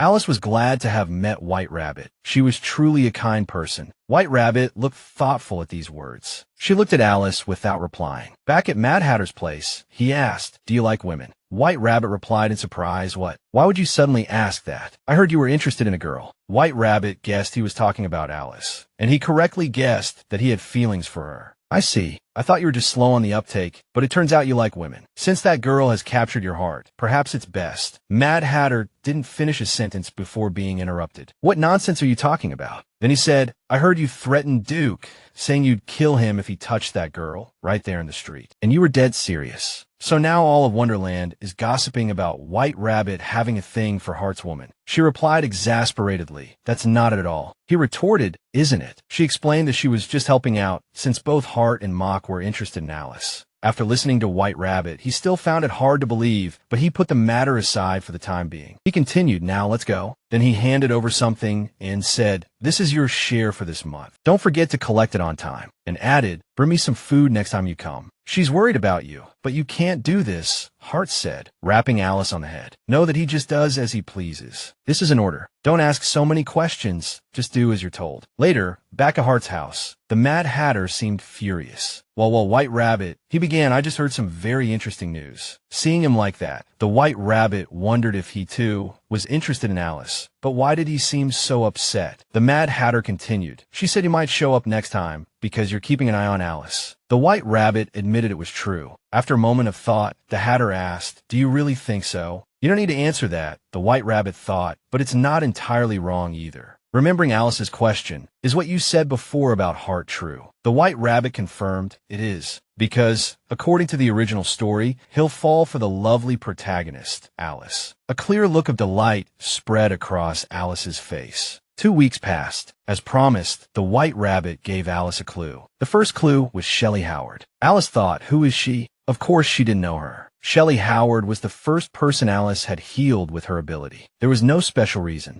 Alice just happened to see an injured girl on the street. That was all. From that incident, other people started to learn about Alice's ability. The White Rabbit thought there was still plenty of time. There was no need to help her now. In a rundown area, as night fell, the White Rabbit called over a man named Cheshire. "How about this request?" she asked. The man on the right replied, "It's just a normal task. The request is for you to dispose of the bodies in the warehouse. Be careful with the work. Make sure to bury them quietly." He gestured to a truck on the other side. "You can use that to transport them." The White Rabbit understood and began the task. Later, turning to a well-dressed man, he said, "Have you heard lately? The White Rabbit is crazy about some girl." The man glanced at him and asked, "Oh, really?" The other man continued, "The girl is beautiful, and there are rumors that Hart is interested in her, too." Cheshire, puffing on a cigar, said, "If Hart is really paying attention to that girl, there must be something to it. Have that man look into it." Rain poured down. A blond man lay injured on the ground. Thinking, "This hurts. It hurts like hell. Am I going to die here? I can't move anymore." He saw a pair of legs walking towards him. He suddenly grabbed the person, pleading, "Heal me, protect me in your home." He promised to pay in full. In the past, 2 hands reached out, a voice echoing, "We are one. One is us." In a dilapidated room, 2 children spoke. "Even though we are like this, there was a time when we were separate." "I can't sleep when you say that," the boy with the hat said. "Are you hungry? I have a plan." Under the hat was another boy, identical to the first. He said, "Eat me. Keep living. This is the only way we can survive." Then a woman in a red dress opened the door. "It stinks in here," she said. "It smells even worse." That's why she never wanted to walk this way. Looking at the boy, she wondered why they were like this. Was he dead? Finally, she opened the white scarf and looked. The sight of her brother terrified her. Suddenly, hands reached out from behind her. She heard a noise and looked back in fear. The boy choked her. "Let me live. I am your mother." Seeing a previous memory, the boy said, "If we were the same, everything would be so much easier." The boy let out an evil laugh. He was right, he said. "I'm so excited." That day, they escaped from the crowded room. They stepped out into the world, devouring everything they desired. All those bothersome, obstructive people. They devoured them all, until someone pursued them from behind, a redhead approaching with a laugh. The blonde was stabbed, incredulous. That person had been watching him for 2 years. He said, "No matter the cost, you're always an obstacle, Dum D. You always mess everything up." So he decided to kill him in Dum D's name. "If I die, Dum D will die in reality too." The blonde lay in bed, feeling someone touch his forehead. He thought, "Who is it? I assume it's the enemy, so I must devour them." He grabbed White Rabbit's hand, intending to bite her, believing that no one would disturb them again. But then he was thrown off the bed, landing weakly on the floor. He cursed, "Damn you, White Rabbit." She replied, "Stop complaining. I threw you for a reason, so it shouldn't hurt that much." She commanded, "Lie down and rest. Stop thinking about defying me." He cursed inwardly, "Damn, how is she so strong?" White Rabbit looked at a piece of paper and tossed it to him. "Read this." When he saw the number 700,000, he froze. She continued, "This is what you owe for protection, medical treatment, lodging, and food. It's what I'm owed. This is just for 1 day." The blonde remained stunned by the price. He angrily crumpled the paper and threw it away. Do you think money grows on trees? You robber. They argued back and forth. If you can't pay, get out. He hid under the blankets and yelled, get out of my sight. White Rabbit brought food, saying he should eat something easily digestible when he's sick. Still angry, he cursed, would you feel better if you ate this? I don't eat. Seeing this, she asked, what about tomato soup? He immediately changed his tune, had her bring it over, and drank it all in one gulp. Then, sticking out his tongue in disgust, he said, that's disgusting. It tastes like sewer water. Did you make this? White Rabbit had bought it from the center. It was all they had, so she told him to eat it. Seeing him so disoriented, she felt like she was taking care of a 7-year-old. The blonde asked for paper and a pen. She gave them to him, asking what he planned to do. He drew and pointed. Look here and here. These are the shops run by those people. I won't eat anything unless it's bought from there. And give me some chocolate. Hearing his demands, White Rabbit thought the place was expensive. He shouted, it'll only cost you 70 Carlos at most. If I'm paying you 700,000 Carlos, there will be plenty of people willing to go, right? If you understand, go buy everything. Looking at Dum Dee's message, it said they would continue searching if they couldn't find them. The blonde lay down, dejected. Now he was bored. The house was empty, with nothing to do. He thought to himself, how can that bastard live like this? White Rabbit had a special role inherited from the title. The holder of the White Rabbit name would serve the residents of Wonderland. Originally, this role was passed down through generations, but 4 years ago, the new title holder emerged after killing the previous one and taking their place. And the new title holder was her. As soon as she was mentioned, White Rabbit appeared, saying, I bought what you wanted. Eat up. Come to think of it, Dum Dee didn't know much about this person, as they often covered their face, making it hard to tell if they were male or female. Suddenly, he asked, hey, White Rabbit, what's your gender? Then, putting his foot near her, he said, or why don't you close your eyes and let me check? Seeing this, she quickly dodged. Suddenly, White Rabbit received a message from Mad Hatter. It said, come immediately if you see this. Leaving Dum Dee behind, she went out, telling him not to cause any trouble and to rest well. He felt bored, thinking she was a truly dull person. Afterward, she went to Mad Hatter's place. Mad Hatter seemed to have just woken up, rubbing his eyes and murmuring White Rabbit's name. She said, I came as soon as I saw your message. She was startled when he pulled her close. He held her, saying, I'm so sleepy. Please wait a moment.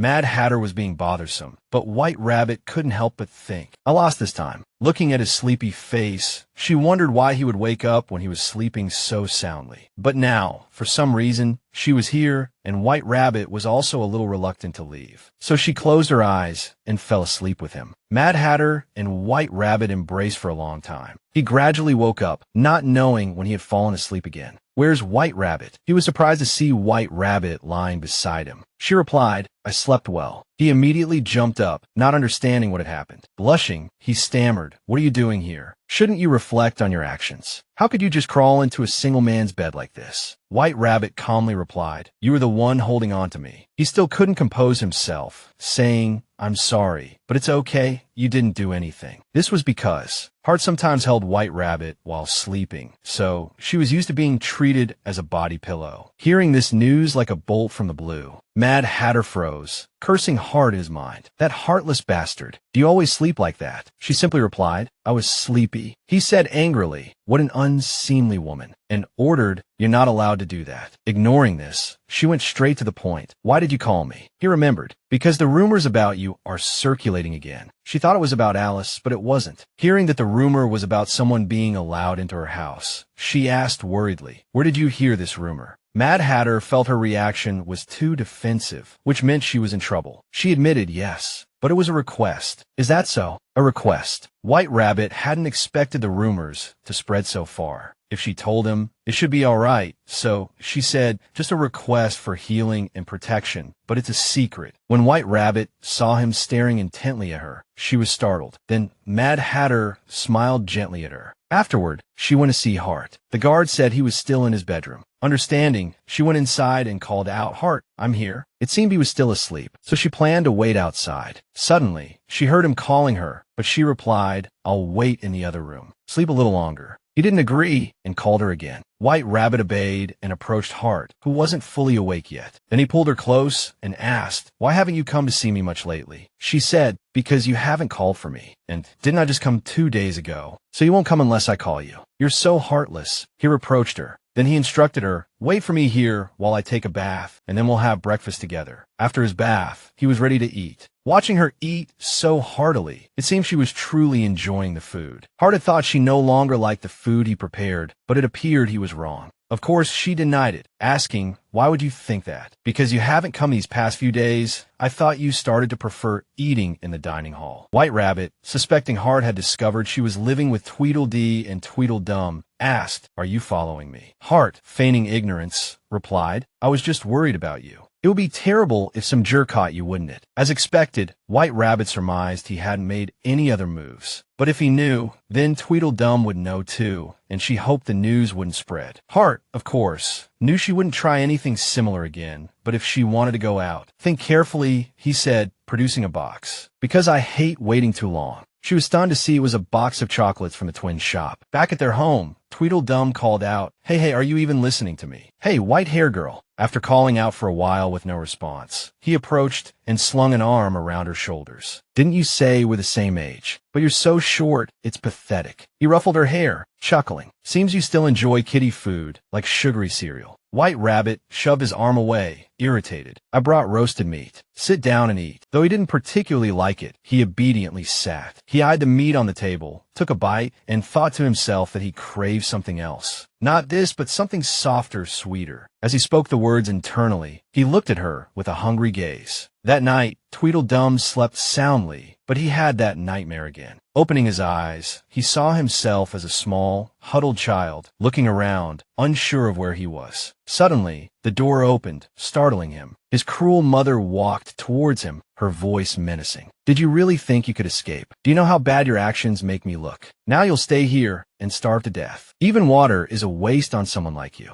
He jolted awake from the nightmare, gasping and trembling. Another dream that filled him with terror. This was why he hated dark places. They reminded him of the past. He looked at White Rabbit, sleeping peacefully beside him. A voice echoed in his mind. "Looking at her makes you even hungrier, doesn't it?" He thought, "You're hungry, so eat. She'll be delicious," he thought, slowly inching closer to White Rabbit. Staring at the sleeping girl, he leaned in, intending to devour her. Then he was jolted awake by White Rabbit's hand around his throat, her eyes glaring at him. She flung him to the floor with a thud, fury in her eyes. His plan had failed again. He thought about how hard she'd pushed him. It hurt. Through the haze of pain, he heard White Rabbit say she could hear him drooling and asked if he needed a bib. He woke up the next morning. To his astonishment, he found himself wearing a bib. He stared at it, frozen. What is this? Remembering White Rabbit's scornful question about the bib from the previous night, he felt a surge of anger. That white-haired bitch, he cursed under his breath. Later, White Rabbit was at Hart's house. He asked, "What's that on your forehead?" White Rabbit had a bruise on her forehead. Before she could explain, he continued what happened. "Seems you can't control your pet beast, can you?" he remarked. She thought to herself how quickly he'd guessed. She then told him that she had seen Tweedledum get up this morning, and he seemed angry with her. "How's your injury? You're finally back." He snarled, "You dared to treat me like a child yesterday. I'll tear you into 100 pieces, chew each one to bits, until you know your place." He raised his hand as if to strike her. Seeing that he was unaware of his own strength, she showed no mercy and delivered a swift kick. Kicked a considerable distance. He yelped in pain as she grabbed his clothes and dragged him along. His cries of "You crazy woman, let go of me," echoing behind them. She hauled him into the room and tossed him onto the bed. He stared up at her, fear etched on his face, unsure of what she would do next. Then, straddling him, she pinned him with her gaze. "What in the world are you doing?" she demanded. "Get off me," he retorted. White Rabbit threatened him to behave, tightening her grip on his clothes and leaning in close. She headbutted him with surprising force. "Are you insane? Why did you do that?" He howled, clutching his head. She chastised him for his weakness. Then, satisfied that the wound hadn't reopened and was healing well, relaxed slightly. He angrily accused her of using him just to check his injury, but remembering his own initial provocation, he quickly added, "Shut up. I'll kill you one day." She responded with unnerving calm. "You're welcome to try." After informing Hart of the incident, she continued, "This is the 4th time something like this has happened. I don't know when he'll give up." Hart sighed. replied, just kick him out already. Back at White Rabbit's house, while Tweedledum was there, someone arrived. My friend, a girl's voice called out. It was Bobby, come and visit White Rabbit. The blonde man, peeking from his room, thought another hussy. He figured he could handle her. She probably wasn't the type to fight back. He felt strong enough to win. With that thought, he stepped out and said, hey, what are you doing here? Turning around to see one of the twins, Bobby asked, what are you doing at White Rabbit's house? He replied coldly, none of your business. She didn't think he was particularly close to White Rabbit, but if he was allowed inside her house. Don't tell me you two are dating. Appalled by Bobby's absurd suggestion, he immediately denied it. What the hell are you talking about? Do you want to die? Hearing her say such disgusting things was truly irritating. She retorted, it's a perfectly reasonable assumption. So, where's White Rabbit? The twin shrugged. Like I care where she goes. Why don't you tell me? Their argument escalated, threatening to turn physical, just as White Rabbit returned. What are you two doing? She asked. Bobby immediately turned and wailed, oh my friend. He hit me. He muttered indignantly under his breath. I didn't even touch her. She clung to White Rabbit, dramatically claiming he'd hit her multiple times. White Rabbit, understanding the situation, told Bobby not to take the joke too far. Since you're here, she said, stay for dinner. It's almost ready. Bobby readily agreed. Okay, I'd love to. The twin refused. I'm not eating with that woman. Bobby didn't like the idea either, but for White Rabbit's sake, she held her tongue. Exasperated, the rabbit said, both of you, stop arguing. Just eat. Noticing the small portion on White Rabbit's plate, he asked, is that all you're eating? She replied, I'm not very hungry. Bobby, also concerned, chimed in, what's wrong? Don't you feel like eating? White Rabbit explained that she'd already had cake at Hart's place. It was so delicious, she'd accidentally overindulged and now had no appetite. Bobby complimented Hart's baking. Hart's food is truly amazing, but I bet he puts even more care into it when he's making it for you.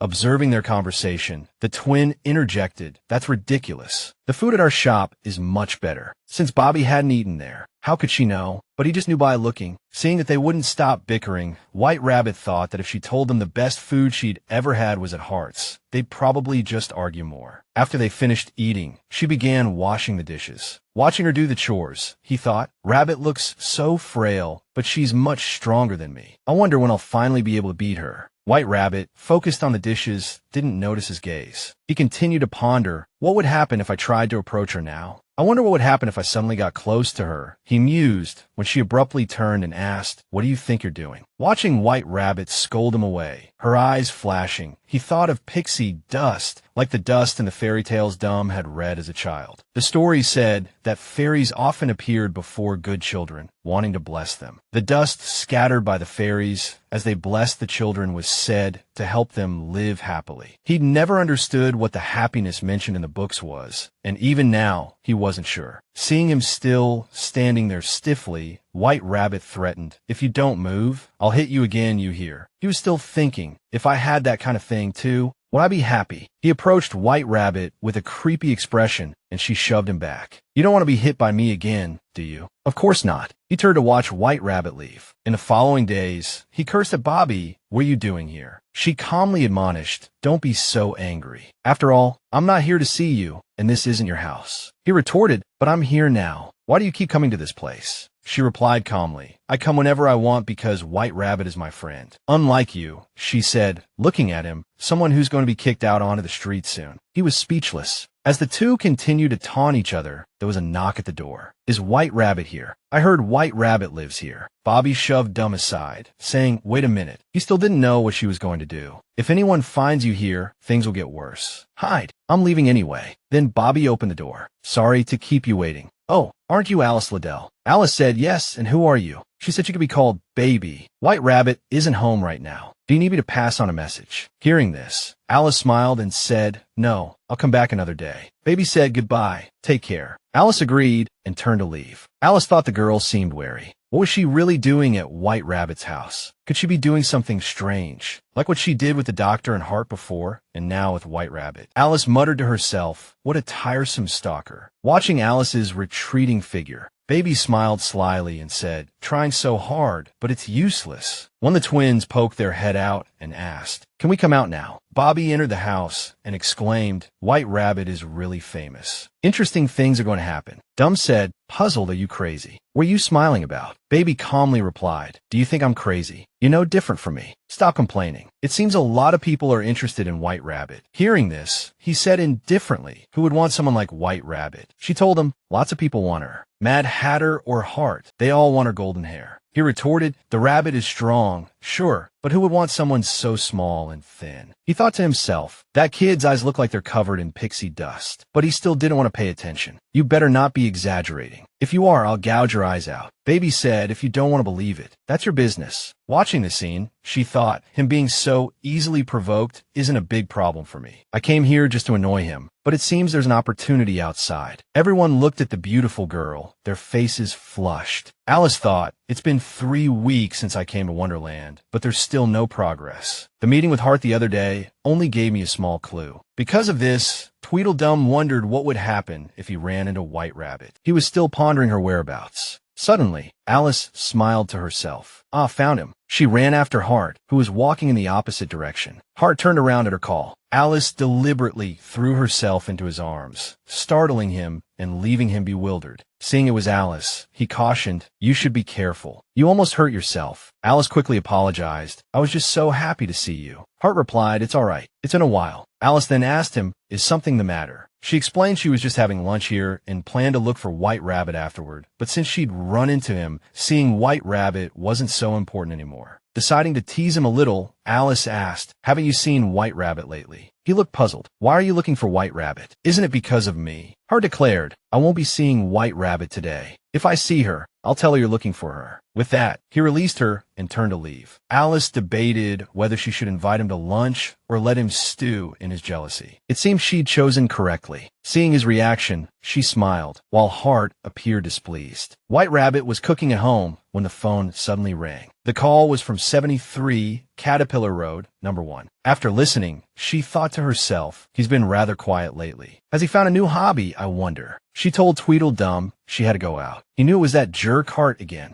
Yes, White Rabbit confirmed. If you get hungry, there's beef jerky in the cupboard. Tweedledum remained silent, his expression darkening. Meanwhile, a blood-soaked hand gripped an axe. Hart, filthy and covered in grime, waited for White Rabbit in a darkened room. Everywhere she looked, the scene was one of desolation and decay. Despite this, White Rabbit bravely entered and saw Hart kicking something. It was a human head. She greeted him. Hart turned around. Well, hello, White Rabbit, he said, and beckoned her closer. Looking at the person whose head had been brutally severed, she thought, no matter how angry he gets, he'd never normally do something like this. What happened? Worried, White Rabbit handed him a towel and urged him to wipe the blood away. She asked, did something particularly awful happen? Hart didn't answer, instead saying, shouldn't we let the mad dog loose? Mad dog? What mad dog? But then she remembered the twins. White Rabbit agreed she would do it soon. He's quite a handful, a real rebel. Seeing that Hart didn't seem to understand what she meant by rebel, she elaborated, he tries to bite me every chance he gets. He's also very picky and complains about being bored when he's upset. Hart listened and then said, so there are all these unnecessary complications. What a bother. Back at home, Tweedledum was calling out, hey, why are you back so late? I'm starving. Did you go to the outer district? Yes, she replied, handing him food. Eat this. He didn't know what it was. She explained it was at that person's request. He thought to himself, he didn't say anything, just carried out the request. The request is just an excuse, isn't it? He said aloud, you run off like a puppy dog whenever Hart calls you. Everyone's saying it's because Hart and you. Before he could finish, White Rabbit interrupted him. Tweedledee, tomorrow marks a week. I suggest you have your subordinates, or whoever, come and take you home. He calmly opened the food and began to eat. Unsure why she was speaking so seriously, he suddenly choked, having not chewed his food properly. White Rabbit diligently brought him some water. Seeing her gentleness, he said nothing. Still uneasy, even after the day had ended, Hart's dim-witted subordinate arrived. Chirping, sir, I'm so glad you're safe. Hart responded coldly, were you hoping I'd die? The way you talk makes your subordinates feel like they worried for nothing. He paused, feigning a question. Where's Dumb? The subordinate reported that Dumb had disappeared while looking for Hart. Hart slipped on his coat, thinking that the idiot really knew how to make people worry. His subordinate handed White Rabbit an envelope. This is the payment. Guaranteed correct amount. White Rabbit counted the money, murmured that it seemed right, and then left without another word. Hart glanced after her, then turned back to his subordinate. "How's Luke? That bastard stabbed him," the subordinate blurted out, startled. Hart continued, "You didn't tell that dog I was looking for him, did you?" "No, sir," the subordinate stammered. "I did as you said. I didn't tell anyone." A cruel smile twisted Hart's lips. "Good. Now let's find him and carve him up nice and slow. If he learns the truth before he dies. Aren't you curious what his reaction will be when he realizes he almost killed his own master?" Hart let out a chilling laugh. "It'll be entertaining." With that, they set off, a surveillance camera scanning their surroundings. The camera captured Hart and his subordinate, his face clearly visible. Had Matter, watching the feed, was thrilled. "That's him, one of the twins." Suddenly, someone arrived at his house. It was White Rabbit. "You're just in time." He explained that he needed to perform a routine checkup. White Rabbit wondered if it was really necessary. "Of course it's necessary. The mark on your neck," White Rabbit, "was created during the golden age of ancient magic. It represents immense power hidden within. Therefore, the medicine used to suppress its effects must also be potent. Using those drugs isn't good for you." He pointed at her neck. "That's why the annual checkup is required. Since you don't possess magic,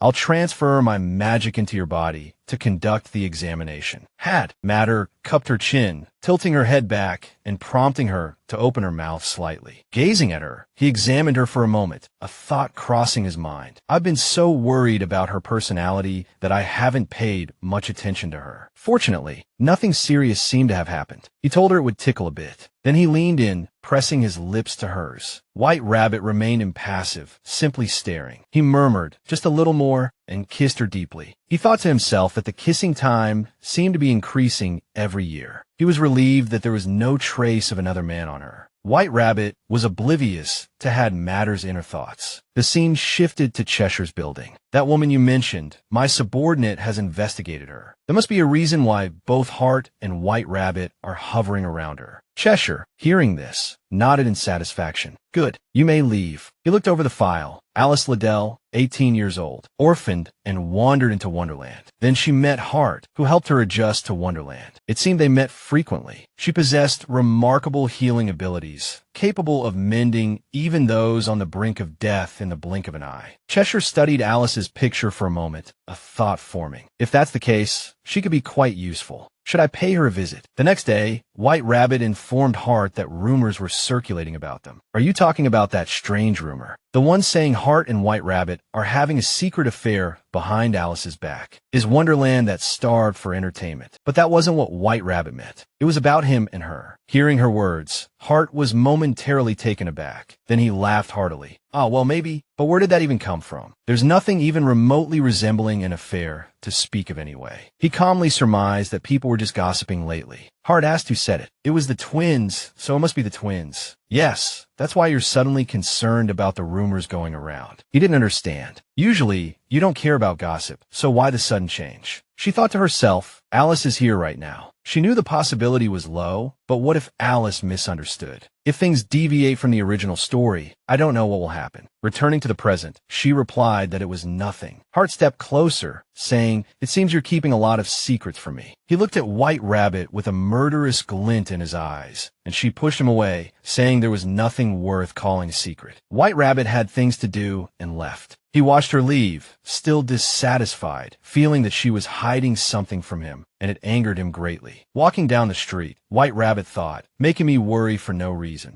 Hart's mood suddenly seemed to worsen. Had he always disliked the twins this much? Suddenly, she encountered someone smoking by the roadside. It was one of Cheshire's men. She glanced at him, wondering why Cheshire's people would be in a neutral district. There was no reason for a big shot like Cheshire to be in the neutral district. She began to imagine, in the original story, as Alice became more accustomed to Wonderland, one character began to take significant action. The brilliant lawyer, Albert Grimalden, also known as the Murderer Hydro, who never left evidence of the scene, Wonderland's Cheshire, he gathered intelligence inside and outside of Wonderland. To discover Alice's healing abilities, then kidnap Alice and use her to achieve his personal ambitions. Could he have already started planning? She felt there was still time, but inconsistencies had already appeared. If it were Cheshire, he would order the kidnapping and act after observing Alice for a few days. However, White Rabbit couldn't calculate how many days he had been investigating Alice. She needed to start keeping watch near Alice's house from today. Suddenly, someone called out, Undertaker. Right, that blonde man. He said maybe she had confused him with Dee. I've been wanting to thank you. Thank you for saving Dee. Thanks to you, Dee is safe. White Rabbit said she only did as he asked. He kept thanking her, saying he would never forget this kindness. She thought up close. Dumb really seemed like a completely different person. When he's Dee, he's always frowning and irritable. If I hadn't read the original story, I wouldn't have recognized him at all. Putting that aside, she said, thank you is enough. If there's nothing else, I'll be going. Wait. He grabbed White Rabbit's hand and pulled her back, suggesting, could you have dinner with me? With a pleading expression, he said he wanted to hear about how Dee was living. He wanted to repay her kindness, but White Rabbit had already received payment. This is just me expressing my gratitude, but are you busy now? She feigned a reply, yes. Okay, see you later then. Goodbye. She immediately shook off his hand. Glancing at him, she just didn't understand. The request was over. What else did he want? She didn't think he was a threat, but she'd wait and see. That night at Alice's house, she couldn't sleep, lying in bed trembling. There seemed to be a noise that made her uncomfortable, so she covered her ears. It's so loud. She shouted, how many days have you been crying? Alice couldn't take it anymore. Tomorrow, she had to go talk to her neighbor. Glaring at the door, suddenly there was a voice outside. Looking at the clock, she wondered who would come here at this hour. How annoying. In her exhaustion, she still called out, coming. A knock at the door. It was White Rabbit. Can we talk? He asked. Alice, caught off guard, replied, oh, White Rabbit. Just a moment. She happily began to brush her hair. Gazing intently at her reflection, she preened. Perfect. Just right. Finished. She stepped out, apologizing to White Rabbit for the wait. Please, come in, Alice said cheerfully. How have you been, Alice? White Rabbit inquired. Quite well. Thanks to you, she responded. It's been ages. You should visit more often. White Rabbit agreed, promising, let's have dinner together sometime. Alice, delighted, accepted the offer. But what brings you here today? She then asked. It turned out White Rabbit had come to deliver the second clue. Alice was surprised. This clue concerned someone she knew very well. Someone I know. She questioned. The name Henry Liddell was revealed as the second clue. Tears instantly welled in her eyes as she remembered her deceased father. I don't know what to think, she stammered. Don't rub your eyes like that, White Rabbit said sadly. It'll hurt. Alice continued. Does this mean White Rabbit? How did you know my father? Why would he be the second clue? White Rabbit seemed reluctant to answer. But Alice persisted, pleading, please tell me. I know so little. Because it concerned her late father, she desperately wanted to understand. Please, just tell me a little more. I beg you. White Rabbit was clearly troubled by her pleas, still hesitant to reveal anything more about the clue. Finally, he relented, explaining that it had to do with her father's work. Alice Liddell's father, Henry Liddell, Dot was a researcher at a laboratory where many people were confined. Though he ruthlessly used others as test subjects, he feared people discovering his daughter's abilities. Worried she would be taken and experimented on, he desperately tried to protect her. The contradiction, his willingness to sacrifice others while safeguarding his own daughter, was stark. I've told you the clue, White Rabbit said. I must be going now. Alice caught his arm. Can't you stay a little longer? She asked, but he had other matters to attend to. They said their goodbyes. Closing the door, Alice realized that, in her distress, she'd forgotten about receiving the clue today. At least the pain is gone now, she murmured. Just then, the sound returned. Unease prickled at her. It's starting again, she thought anxiously. Determined to confront it, she kicked open the door to the other room. Is anyone there? She called out. To her astonishment, she saw a girl weeping. Even more shocking, the girl was her exact double, crying out, Father, Mother. Alice stared in disbelief. Who are you? Why do you look like me? Wiping away her tears, the girl demanded, Who are you? Why are you using my body? Alice's hands clenched in fear. Could this be the real Alice Liddell? The girl in the mirror pleaded, Please, give me back my body. The false Alice sputtered, Why is it your body? This is my body. I'm the main character here. She shrieked, This is my world. I won't give it back to you. She grabbed a nearby chair and smashed it against the mirror, shattering the glass and the girl's reflection. Shards of glass rained down. I'll never give it back to someone like you. Never. Never. Suddenly, dizziness overwhelmed her, and she collapsed. Outside, it sounded like someone was breaking in. Figures appeared, finding Alice unconscious on the floor. This is good, one of them said, their words hinting at some sinister plot. They carried her to a waiting vehicle. Alice remained unconscious, transported to an unfamiliar place. She slowly began to awaken, her eyes fluttering open to a strange, unsettling scene. Where am I? She wondered, her voice barely a whisper. The man in glasses stared intently at her. You're awake, he said, startling Alice. Fear gripped her. She didn't know who he was. He began to smile. "You're Miss Alice Liddell, aren't you?" he asked. It was Cheshire. Alice realized with a jolt that if this followed the original story, this was when he intended to kidnap her. But why? She thought. Why now when I'm already distracted by the other Alice? Cheshire stepped closer. "Oh, there's no need to be so wary," he said. "I brought you here seeking cooperation. Can you help me?" His expression gradually turned menacing. She recoiled in terror. Blood splattered everywhere. Trembling, she said, "Please stop. You seem to have the wrong idea. I really don't have that kind of power." He replied, "It seems you're the one with the wrong idea. Do you think you can escape by continuing to be so stubborn?" Cheshire's voice dripped with threat. "If you don't have healing abilities, then there's no reason for you to live. If you don't want to die, then obey me." He gestured towards the person he had just injured. "Now do it." Alice had no choice but to approach the injured individual. Under Cheshire's watchful gaze, she began to use her power, gradually healing the wounds on the person. The injuries closed instantly. At first, he seemed uncertain, but the ability was truly remarkable. Then, ruthlessly, he kicked the person again. The person pleaded, "Please spare me." But Cheshire ignored the pleas and turned to Alice, instructing her to heal him again. She could only obey and continue healing. The wound on the person's leg also healed. He made her heal him again and again. The unfortunate individual was continuously trampled by Cheshire, his body even mutilated. The man was in agony, but too weak to resist. Seeing that Alice couldn't completely heal such severe injuries, Cheshire remarked, "It seems it doesn't have a perfect effect on severed limbs. However, being able to bring him back from the brink of death is already quite remarkable." He then ordered his subordinates to dispose of the body and bring in the next person. Another individual was brought in. As Alice watched in horror, he said, "Now you know what to do, right? I don't need to tell you." A moment later, a satisfied Cheshire exclaimed, "Truly amazing. Unbelievable. After healing more than 10 people, you're still so healthy. It's a miracle. Now for the last one." He approached her, drawing a knife from his person. "This isn't difficult. I just want to know if your ability works on the user themselves." Seeing this, she pleaded, "Please spare me." Her words seemed to have no effect on him. "Do you not understand what I'm saying?" He grabbed her hand, preparing to strike. "I told you to obey. Why are you so troublesome?" She cried, "No, I'm scared. Someone, please help me." With the knife pointed at her, Alice could only hope for someone to save her, her parents, Hart, White Rabbit. Suddenly, the sound of shattering glass pierced the air. She looked up, searching for a glimmer of hope. It was White Rabbit bursting through the window. The sight filled her with immense relief. She thought back to when Alice had run off. White Rabbit had slowed to a stop when she heard the subordinates say, "She didn't even get up when we appeared in front of her." It struck her as odd. White Rabbit had assumed that, according to the original story, the twins would rescue Alice when she escaped, but she hadn't seen any sign of them and didn't know what had actually transpired. Seeing Alice being put into a car, she was shocked, but it was too late to chase after and save her. A sense of unease settled in her heart. She immediately called Baby. "I'm sorry to call so late, but Alice has been kidnapped. Tell me where Cheshire is hiding," White Rabbit demanded, her mind flashing back to the reason she was here in this grim reality, to rescue Alice. Cheshire, utterly surprised, retorted, "White Rabbit, what are you doing here?" Before he could react further, she launched herself at him, delivering a swift kick. The blow sent him reeling, crashing painfully against the wall. Seeing White Rabbit's arrival, Alice's eyes welled with tears of relief. "Stay behind me, Alice," White Rabbit commanded, her voice firm. "I will protect you." With that, she stepped forward, confronting Cheshire directly. Cheshire's face darkened, a flicker of anger in his eyes. Did Hart send her? He wondered furiously, desperate to retain Alice and her unique abilities. He bellowed to his men, intruders. Armed figures began pouring into the room. White Rabbit remained calm, issuing instructions to Alice. "Hide under that table and cover your ears. And wait for me, all right." Though fear gnawed at her, Alice obeyed. White Rabbit drew her blade, poised for battle. "Kill White Rabbit and seize the girl," Cheshire roared. They advanced on her, a wave of bodies, underestimating her. No matter how strong White Rabbit was, she was only one person, they thought. They were clearly unaware of the true extent of her power, their ignorance a dangerous folly. With terrifying efficiency, White Rabbit cut them down, one after another. The lead attacker's head flew from his shoulders in a crimson arc. Cheshire watched, aghast. He loathed to admit it, but he was outmatched. White Rabbit was one of Wonderland's leaders. Prolonging the fight would only result in needless casualties.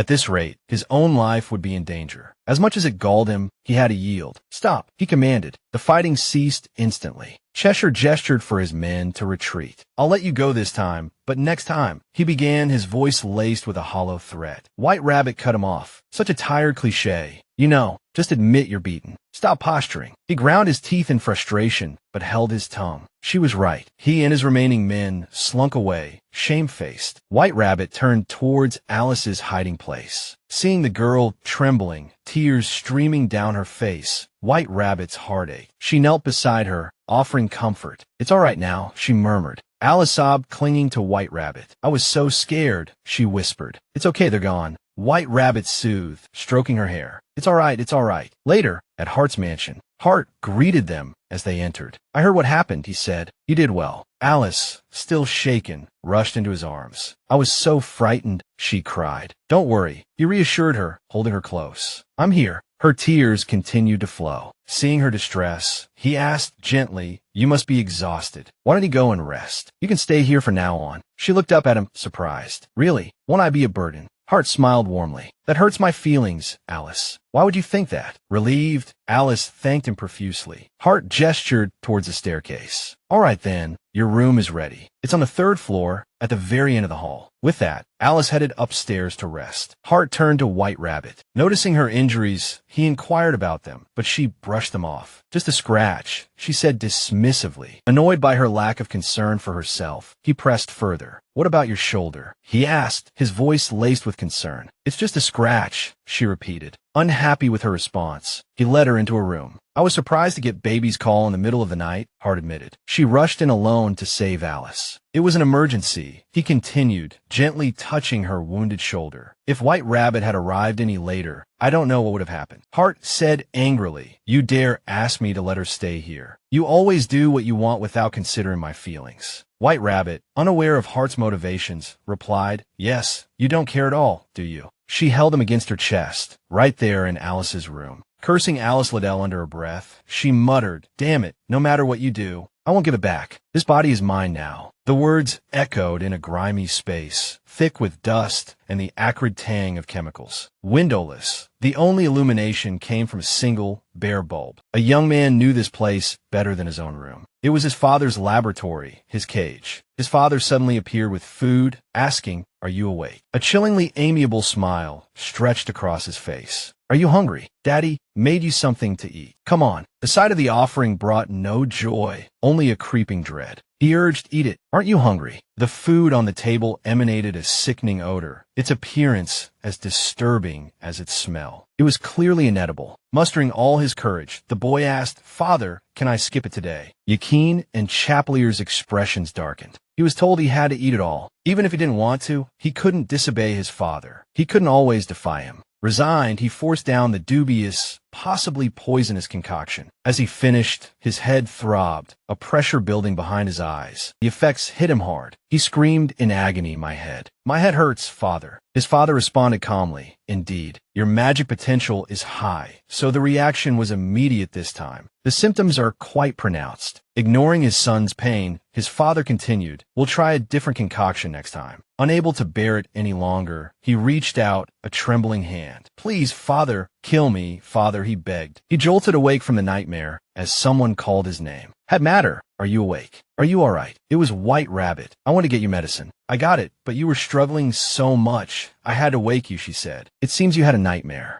Overwhelmed with emotion, he embraced her. The sudden closeness surprised her. White Rabbit asked, "Does it hurt that much?" He sobbed in her shoulder. "Yes, it hurts so much." Hearing this, she stroked his hair comfortingly. "It's okay. Everything's all right now. I'm here with you." His sobs continued, racking his body. They held each other close, drifting off to sleep. Later, Had Matter woke with a start. He found himself nestled against White Rabbit. "Am I dreaming?" he wondered. Seeing her stir, he quickly feigned sleep. White Rabbit thought to herself, he must be in a lot of pain. Sometimes he does unusual things. She touched his forehead. "Good thing I got the medicine. Your fever seems to have gone down." Thinking he might be feeling better, she started to move away. Seeing this, Had Matter said, "Wait, I want to repay you." She sat at the table, a sweet aroma wafting through the air. He presented her with food, apologizing for making her wait. Looking at the spread, she was surprised to see scones and tea. She thought he disliked these foods, but he explained that he knew she enjoyed them. Matter had seen her enjoying them at Hart's mansion. He asked, "Did you not want to eat them because I'm new here?" "Not at all. Please, enjoy," she replied. She took a sip of the tea, finding it delicious. He was pleased she liked it. Then, he produced a strange vial, causing her to wonder what it was. He explained, "These are concentrated nutrient drinks. 4 drops are enough to replace a whole meal. Would you like to try some?" When she declined, he nodded understandingly. Later, White Rabbit inquired about Alice, assuming she was Hart's lover. "But she's not," Hart corrected. "You misunderstand. She possesses a special ability." White Rabbit pondered this, wondering if Alice was the one who had healed him before. Understanding dawned on him. "Then I must congratulate Hart on having a girlfriend," he said. "I told you. It's a misunderstanding," Hart reiterated. Noticing a breadcrumb on White Rabbit's lip, he reached out and brushed it away, a gesture that made her think of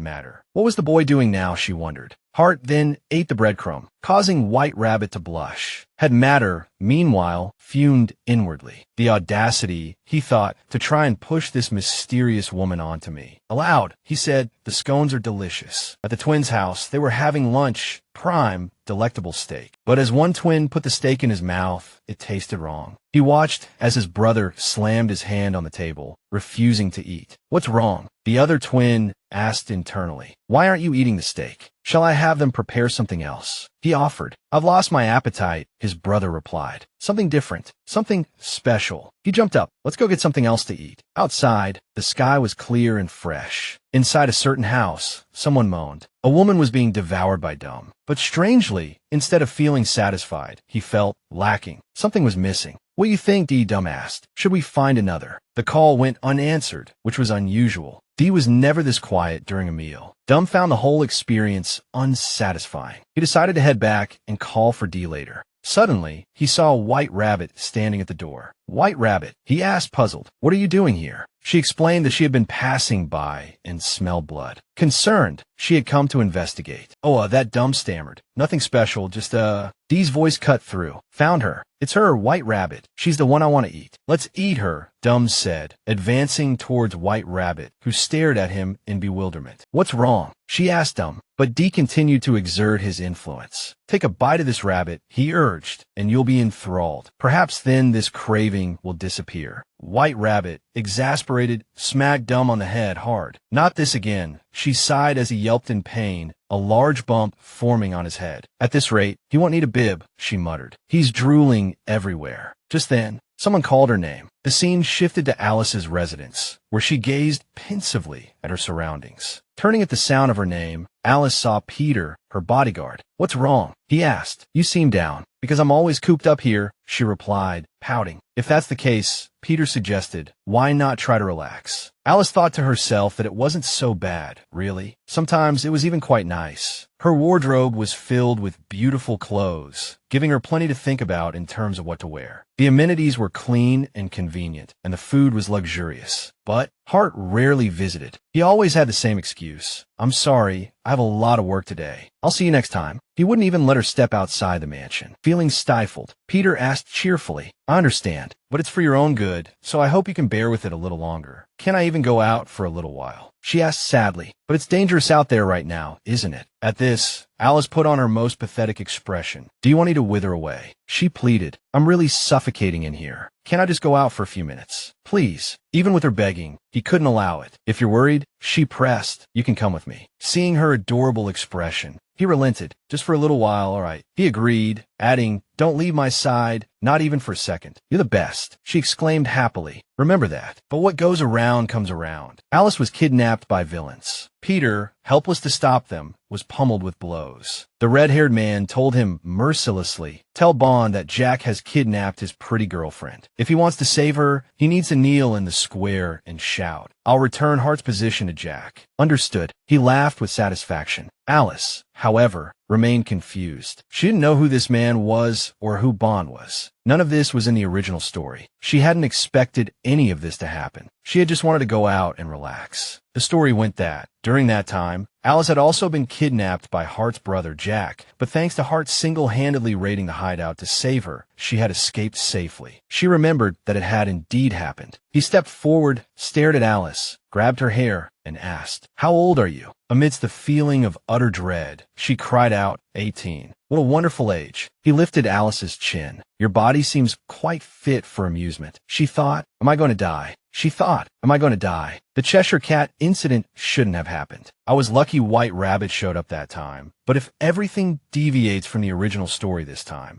Alice fainted from terror. He lost interest. She fainted already. It would have been over in just a few rounds. He then told his men to tie her up tightly, making sure she couldn't escape. She doesn't look like the type to run, but just in case, stuff a cloth in her mouth. Don't let her bite her tongue off. Elsewhere, Peter was still anxiously calling out Alice's name. Jack glanced at Peter and said, "Tell Bond everything I told you." Understood. Then they got into the car and left. Peter struggled to reach the phone on the ground and called Hart. He said weakly, "Alice has been kidnapped again. I tried to stop them, but I was too weak. He told me to tell you that Jack kidnapped your girlfriend, and if you want to save her, you have to do as he says." Hart asked, what does he want? He wants you to give him Hart's position. He understood, but said, come back and get treated first. Then we'll talk more. Hearing this, Peter was shocked. What? But Alice is in danger right now. We need to send someone. Hart interrupted. It's fine. She's an important hostage. They won't harm her easily. But we can't just meet his demands. First, we need a plan. Peter hadn't expected him to be so indifferent to Alice's safety. Remembering Alice's terrified expression, he felt incredibly guilty. Ah, right, I remember. If I tell that person, it might help. He made a desperate call. Please help me. Alice has been kidnapped. White Rabbit, on the other end of the line, promised to come immediately. She asked, did you see the kidnapper? It was Jack. He kidnapped Alice. Jack's demands are unreasonable. She asked, puzzled, what are his demands? Jack is demanding that Hart give up his position. She understood and hung up. There was a famous story in Wonderland about a prostitute's son born in the slums. He killed his father, the man who had brought him out of the slums, and seized Hart's position. This was the story of the uprising. The once destitute young man, Bond, had ascended to the highest position of power in this way, while his half-brother, Jack,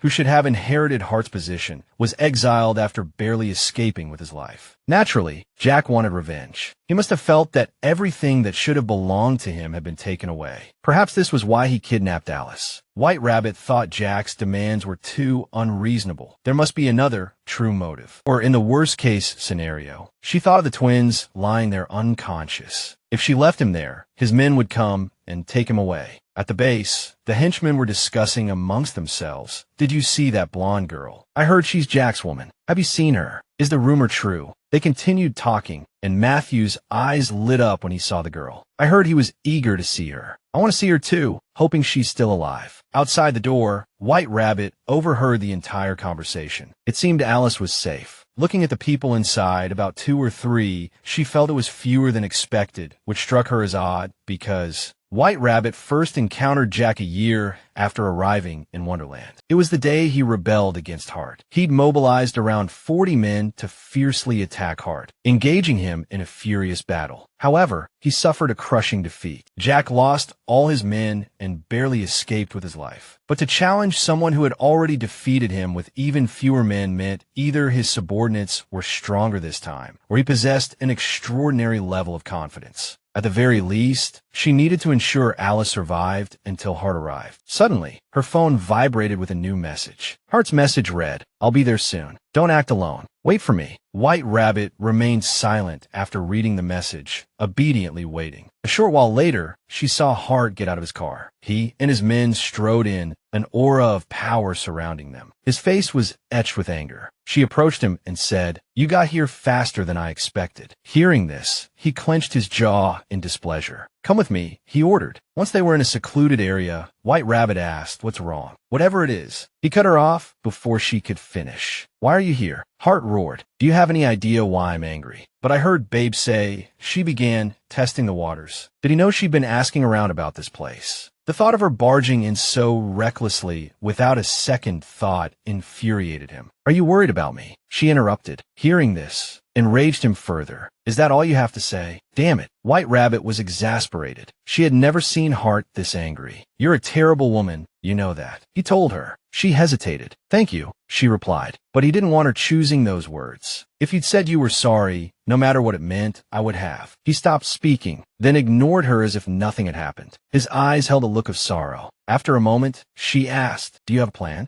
I'm going in through the front. My presence is already known. Trying anything else will just make us look pathetic. Then he added a warning, be careful, White. If only she could stop worrying him. His men began to force the door open. Inside, Jack was waiting. He greeted them with a sinister smile. Long time no see, Hart.